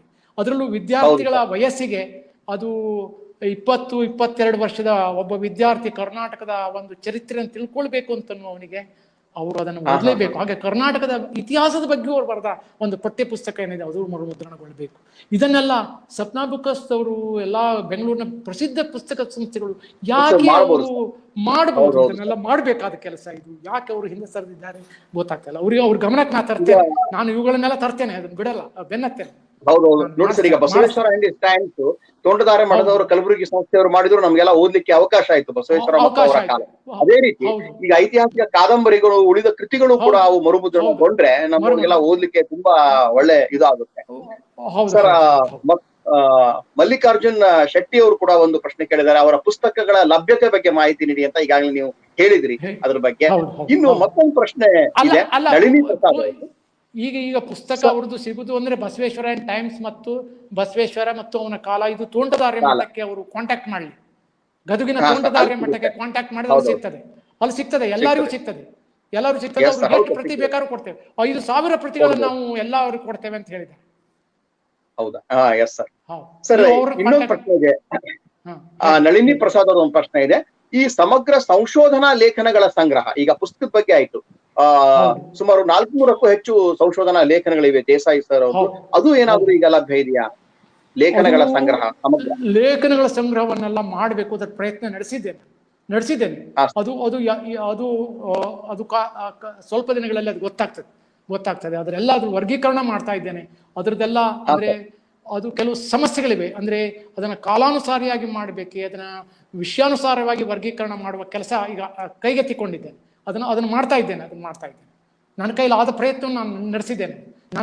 ನಾನು ಕೆಲವು ಅವರ ಸಂಶೋಧನಾ ಲೇಖನಗಳನ್ನೆಲ್ಲ ಅಧ್ಯಯನದ ಹಿನ್ನೆಲೆಯಲ್ಲಿ ಅವುಗಳನ್ನೆಲ್ಲ ಕೂಡಿಸ್ಕೊಂಡಿದ್ದೇನೆ. ಅದನ್ನ ಕೂಡಿಸಿ ಅವುಗಳನ್ನೆಲ್ಲ ವರ್ಗೀಕರಿಸಿ ಇದನ್ನೆಲ್ಲ ಈ ಲೆಕ್ಚರ್ಗೆ ಪೂರಕವಾಗುವ ಹಾಗೆ ಆ ಕೆಲಸ ಮಾಡಿದ್ದೇನೆ. ಮತ್ತೆ ಬೇರೆ ಕಡೆಯಿಂದಲೂ ಕೂಡ ಅದನ್ನ ಮಾಡಿಸುವ ಯೋಚನೆ ನನಗಿದೆ. ಅದನ್ನೂ ಒಂದು ಪ್ರಕಟ ಮಾಡಬೇಕು ಅಂತ ಇದೆ. ಅದು ವಿದ್ಯಾರ್ಥಿಗಳಿಗೆ ಮತ್ತು ಸಂಶೋಧಕರಿಗೆ ಉಪಯೋಗ ಆಗ್ತದೆ. ಹೌದು ಸರ್, ದಯವಿಟ್ಟು ಅದನ್ನ ತಾವು ಮಾಡಿದ್ರೆ ನಮಗೆ ಬಹಳ ತುಂಬಾ ಸಹಾಯ ಆಗುತ್ತೆ. ದಯವಿಟ್ಟು ಅದು ಬರ್ಲಿ ಅಂತ ನಮ್ಮ ಆಶೆ ಸರ್. ಈಗ ಮತ್ತೊಂದು ಪ್ರಶ್ನೆ ಸರ್, ಈಗ ನಳಿನಿ ಪ್ರಸಾದ್ ಅವ್ರದ್ದು ಪ್ರಶ್ನೆ. ಈಗ ದೇಸಾಯಿ ಅವರು ಸಾಕಷ್ಟು ಕೃತಿಗಳನ್ನ ಬರೆದಿದ್ದಾರೆ. ಅವ್ರ ಬಗ್ಗೆ ಏನಾದ್ರು ಕೃತಿಗಳು, ಸಂಶೋಧನೆಗಳು ಆಗಿವೆ? PV ದೇಸಾಯಿ ಅವ್ರ ಕುರಿತಾದ ಯಾವ್ದಾದ್ರು ಪುಸ್ತಕ ಬಂದಿದೆ ಸರ್? PV ದೇಸಾಯಿ ಕುರಿತು ಶಿಲ್ಪಾ ಪಾಟೀಲ್ ಅಂತನ್ನುವರು ಒಂದು MPhil ಥೀಸಿಸ್ ಅನ್ನ ಕನ್ನಡ ಸಂಶೋಧನಾ ಸಂಸ್ಥೆಯಲ್ಲಿ 2005ರಲ್ಲಿ ಅವರು ಮಾಡಿದ್ರು. ಆನಂತರ ಶ್ರೀನಿವಾಸ ರಿತ್ತಿಯವರು ಮಹಾಮಾರ್ಗದಲ್ಲಿ ಒಂದು ಲೇಖನವನ್ನ ಅವ್ರ ಬಗ್ಗೆ ಬರೆದಿದ್ದಾರೆ.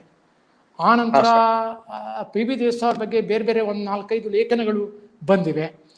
ಅದನ್ನು ಬಿಟ್ಟರೆ ಒಂದು ಮಹತ್ವದ ಗ್ರಂಥವನ್ನ ಬರೆಯಬೇಕಾಗಿದೆ. ಬರೆಯಲಿಕ್ಕೆ ಆ ಎಲ್ಲ ಸಾಮಗ್ರಿಯನ್ನ ನಾವು ಒಂದು ಕಡೆ ಇಟ್ಕೊಂಡು ಸಂಶೋಧನೆಯನ್ನ ಮತ್ತೆ ಮರು ಓದು ಮಾಡಬೇಕು. ಅದಕ್ಕೆ ಶಾಸ್ತ್ರ ಬಲ್ಲವರು ಆ ಕೆಲಸವನ್ನ ಕೈಕೊಂಡ್ರೆ ಬಹಳ ಉಪಯುಕ್ತ ಆಗ್ತದೆ. ಯಾಕೆಂದ್ರೆ ಅವರ ಎಲ್ಲ ಸಂಶೋಧನೆಯು ಶಾಸನಗಳ ಆಧಾರದ ಮೇಲೆ ಅವು ಬೆಳ್ಕೊಂಡು ಬಂದಿರೋದ್ರಿಂದ ಹಾಗೆ ಮಾಡ್ಬೇಕು. ಅದು ಜ್ಞಾನ ನಮ್ಗೆ ಇರಬೇಕಾಗ್ತದೆ. ಯಾಕಂದ್ರೆ ಬಹುಶಿಸ್ತೀಯ ಅಧ್ಯಯನ, ಬಹುಭಾಷೆಗಳನ್ನ ಬಲ್ಲವರು, ಕನ್ನಡ, ತಮಿಳು, ತೆಲುಗು, ಈ ಎಲ್ಲ ಇಂಗ್ಲಿಷು, ಎಲ್ಲದರೊಳಗೂ ಹಿಂದಿ, ಎಷ್ಟು ವಿದ್ವಾಂಸರು ಅವರು. ಅವರು ಬದುಕಿದ್ದು 60 ವರ್ಷಗಳ ಕಾಲ ಅವರು ಬದುಕಿದ್ರು. 64 ವರ್ಷಗಳಲ್ಲಿ ಎಷ್ಟೆಲ್ಲ ಅವರು ಕೆಲಸ ಮಾಡಿದ್ರು. ನಾವು ಎಲ್ಲಿದ್ದೇವೆ ಈಗ? ಈ ಸಂಶೋಧಕರ ಬಗ್ಗೆ ನಾವು ತಿಳ್ಕೊಂಡು ನಾವು ಕೂಡ ಇದರಲ್ಲಿ ತೊಡ್ಕೊಳ್ಬೇಕು, ನಮ್ಮ ಚಟುವಟಿಕೆ, ನಮ್ಮ ಕ್ರಿಯಾಶೀಲತೆನ ಹೆಚ್ಚಿಸಿಕೊಳ್ಬೇಕು ಅಂತ ನಮಗೆ ಅನಿಸ್ತದೆ. ಆ ರೀತಿಯ ಒಂದು ಪ್ರೇರಣೆ ಅವರ ಗ್ರಂಥಗಳಿಂದ, ಲೇಖನಗಳಿಂದ ನಮ್ಗೆ ಸಿಗ್ತದೆ. ಖಂಡಿತವಾಗಿಯೂ ಸರ್, ತಾವು ಹೇಳಿದ ಹಾಗೆ ಯುವ ಸಂಶೋಧಕರಿಗೆ ಮತ್ತು ವಿದ್ಯಾರ್ಥಿಗಳಿಗೆ ದೇಸಾಯಿ ಅವರ ಸಾಧನೆ ಮತ್ತು ಸಂಶೋಧನೆ ಬಹುದೊಡ್ಡ ಸ್ಫೂರ್ತಿ. ನಮ್ಮ ಬಹಳ ಹಿರಿಯ ದೊಡ್ಡ ಸ್ಫೂರ್ತಿ ಚೇತನ ವಿದ್ವಾಂಸರು ಡಾಕ್ಟರ್ PV ದೇಸಾಯಿ ಅವರು. ಸಂಧ್ಯಾ ಅವ್ರದ್ದು ಒಂದು ಪ್ರಶ್ನೆ ಇದೆ ಸರ್. ಲಕ್ಷ್ಮೀಶನ ಹುಟ್ಟೂರು ದೇವನೂರಿನ ಬಗ್ಗೆ ಸಾಕಷ್ಟು ಚರ್ಚೆ ನಡೆದಿದೆ. ಇದು ಚಿಕ್ಕಮಗಳೂರಿನ ದೇವನೂರ ಅಥವಾ ಇಂದಿನ ಸುರಪುರವೇ? ಆತನ ದೇವನೂರು ಯಾವುದು ಎನ್ನುವುದ್ರ ಬಗ್ಗೆ PV ದೇಸಾಯಿ ಅವರ ಅಭಿಪ್ರಾಯ ಏನಾಗಿತ್ತು ಸರ್? ಇದು PV ದೇಸಾಯಿ ಅವರ ಅಭಿಪ್ರಾಯ, ಲಕ್ಷ್ಮೀಶನ ಹುಟ್ಟೂರು ಅದು ಚಿಕ್ಕಮಗಳೂರು ಜಿಲ್ಲೆಯ ದೇವನೂರು ಅಂತ ನಾವು ಅದನ್ನ ಮನ್ನಿಸ್ತಾ ಬಂದಿದ್ದೇವೆ. ಸುರಪುರದ ಬಗ್ಗೆ ಒಂದು ಉಲ್ಲೇಖ ಅದರೊಳಗೆ ಬರ್ತದೆ. ಅದಕ್ಕಾಗದ್ರೆ ದೇಸಾಯಿ ಹೇಳುದು ಕವಿಚ್ಯೂತ ವನ ಚೈತ್ರ ಅಲ್ಲ, ಕವಿಚ್ಯೂತ ವನ ಚೂತ ಅಂತ ಅವರು ಹೇಳ್ತಾರೆ. ಅಂದ್ರೆ ಅವರ ಕಾವ್ಯನಾಮದ ಬಗ್ಗೆ ಚರ್ಚೆಯನ್ನು ತಮ್ಮ ಸಂಶೋಧನದಲ್ಲಿ ಮಾಡ್ತಾರೆ. ಆದರೆ ದೇವನೂರೇ ಲಕ್ಷ್ಮೀಶನ ಹುಟ್ಟೂರು ಅಂತ ಕನ್ನಡ ಸಂಶೋಧನೆಯಲ್ಲಿ ನಾವು ಹೇಳ್ತಾ ಬಂದಿದ್ದೇವೆ. ಅದನ್ನ ನಾವು ಗಮನಿಸಬೇಕಾಗತ್ತೆ. ಧನ್ಯವಾದಗಳು ಸರ್. ಬಹಳಷ್ಟು ಮಾಹಿತಿಪೂರ್ಣವಾದ ಉಪನ್ಯಾಸವನ್ನ ತಾವು ನೀಡಿದಿರಿ. ಜೊತೆಗೇನೆ ದೇಸಾಯಿ ಅವರ ಕುಟುಂಬದವರು, ನಮ್ಮ ಇತಿಹಾಸ ಅಕಾಡೆಮಿಯ ಸದಸ್ಯರು, ಪದಾಧಿಕಾರಿಗಳು, ಸಾಹಿತ್ಯ ಆಸಕ್ತರು ಕೂಡ ಇದರಲ್ಲಿ ಪಾಲ್ಗೊಂಡಿದ್ದಾರೆ. ಡಾಕ್ಟರ್ PV ದೇಸಾಯಿ ಅವರ ಬಗ್ಗೆ ಸಾಮಾನ್ಯವಾಗಿ ಒಂದು 2-3 ಪುಸ್ತಕಗಳ ಬಗ್ಗೆ ಮಾತ್ರ ಬಹಳಷ್ಟು ಜನ ಕಿರಿಯರಿಗೆ ಗೊತ್ತಿತ್ತು. ಆದ್ರೆ ಇಷ್ಟು ಅಗಾಧವಾದಂತಹ ದೊಡ್ಡ ಸಾಧನೆಯನ್ನ ತಮ್ಮ 400ಕ್ಕೂ ಹೆಚ್ಚು ಲೇಖನಗಳ ಮೂಲಕ, ನೂರಾರು ಪುಸ್ತಕಗಳ ಮೂಲಕ, ಜೊತೆಗೇನೆ ಒಂದು ಬಹಳ ಸಂತೋಷದ ವಿಷಯ, ಸಂಶೋಧನೆ ಜೊತೆಗೆ ಅವರು ಐತಿಹಾಸಿಕ ಕಾದಂಬರಿಗಳನ್ನ ಬರೆಯೋದ್ರ ಜೊತೆಗೆ ನಾವು ಹೇಳಿದ್ರಿ ನಗರಗಳು, ನಂತರ ಶಾಸನಗಳು, ಸಾಹಿತ್ಯ, ವಚನಗಳು, ವಿಜಯನಗರ, ಬಸವಣ್ಣ, ಶಿಲ್ಪಕಲೆ, ಹೀಗೆ 10 ಹಲವು ಕ್ಷೇತ್ರದಲ್ಲಿ ದೇಸಾಯಿ ಅವರ ಸಾಧನೆ ನಿಜವಾಗಿಯೂ ಅತ್ಯಪೂರ್ಣವಾದುದು. ಇದು ನಿಜವಾಗಿಯೂ ಅತ್ಯಪೂರ್ವ ಸಾಧನೆಯನ್ನ ಮಾಡಿದಂತಹ ದೇಸಾಯಿ ಸರ್ ಅವರ ಬಗ್ಗೆ ತಿಳಿಸ್ಕೊಟ್ಟಂತಹ ನಮ್ಮ ನಡುವಿನ ಹಿರಿಯ ವಿದ್ವಾಂಸರು, ಚಿಂತಕರು, ಬರಹಗಾರರು, ಸಂಶೋಧಕರು ಆದಂತಹ ಹೆಗಡೆ ಸರ್ ಅವರಿಗೆ ನಾನು ನಮ್ಮ ಕರ್ನಾಟಕ ಇತಿಹಾಸ ಅಕಾಡೆಮಿಯ ಪರವಾಗಿ ಹಾಗೇನೆ ನಮ್ಮ ಎಲ್ಲ ಇತಿಹಾಸ ಆಸಕ್ತರು, ಸಂಶೋಧಕರ ಪರವಾಗಿ ತುಂಬು ಹೃದಯದ ಧನ್ಯವಾದಗಳನ್ನ ಅರ್ಪಿಸ್ತಾ ಇದ್ದೀನಿ. ಧನ್ಯವಾದಗಳು ಸರ್. ಬಂಧುಗಳೇ, ಧನ್ಯವಾದಗಳು ಸರ್. ಬಂಧುಗಳೇ, ನಮ್ಮ ಕರ್ನಾಟಕ ಇತಿಹಾಸ ಅಕಾಡೆಮಿಯ ಸರಣಿಯ ಉಪನ್ಯಾಸ ಇದೇ ರೀತಿ ಪ್ರತಿ ಸೋಮವಾರ ಮುಂದುವರಿತಾ ಇರ್ತದೆ. ತಾವೆಲ್ಲ ಸಹೃದಯರು, ಸಂಶೋಧಕರು, ಸಾಹಿತಿಗಳು, ಬರಹಗಾರರು ಇದರಲ್ಲಿ ಪಾಲ್ಗೊಳ್ತಾ ಇರೋದು ಬಹಳ ಸಂತಸದ ವಿಷಯ. ಮುಂದಿನ ವಾರ ಕೂಡ ಮತ್ತೊಬ್ಬ ನಮ್ಮ ಇತಿಹಾಸದ ಒಬ್ಬ ಶ್ರೇಷ್ಠ ವಿದ್ವಾಂಸರ ಬಗ್ಗೆ ಉಪನ್ಯಾಸ ನಡೀತಾ ಇದೆ. ನಮ್ಮ ಹಿರಿಯ ವಿದ್ವಾಂಸಕರು ಮತ್ತು ಬರಹಗಾರರು, ಸಂಶೋಧಕರಾದಂತಹ KG ಕುಂದಣಗಾರ್ ಅವರ ಬಗ್ಗೆ ಮುಂದಿನ ಸೋಮವಾರ ಉಪನ್ಯಾಸ. ಮತ್ತೋರ್ವ ಹಿರಿಯ ಸಂಶೋಧಕರಾದಂತಹ ಬೆಳಗಾವಿಯ ಡಾಕ್ಟರ್ ಸ್ಮಿತಾ ಸುರೇಬಾನ್ಕರ್ ಮೇಡಮ್ ಅವರು ಕುಂದಣ್ಗಾರ್ ಅವರ ಬಗ್ಗೆ ಉಪನ್ಯಾಸವನ್ನ ನೀಡಲಿದ್ದಾರೆ. ತಾವು ಕೂಡ ಮುಂದಿನ ವಾರವೂ ಕೂಡ ಇದೇ ರೀತಿ ಉತ್ಸಾಹದಿಂದ ಪಾಲ್ಗೊಳ್ಳಿ ಅಂತ ಹೇಳಿ ನಮ್ಮ ಎಲ್ಲ ವೀಕ್ಷಕರಲ್ಲಿ ನಾನು ವಿನಂತಿಯನ್ನ ಮಾಡ್ತಾ, ಮತ್ತೊಮ್ಮೆ ಡಾಕ್ಟರ್ ಹೆಗಡೆ ಅವರಿಗೆ ಮತ್ತು ಪಾಲ್ಗೊಂಡಂತಹ ಎಲ್ಲರಿಗೂ ಕೂಡ ಕರ್ನಾಟಕ ಇತಿಹಾಸ ಅಕಾಡೆಮಿ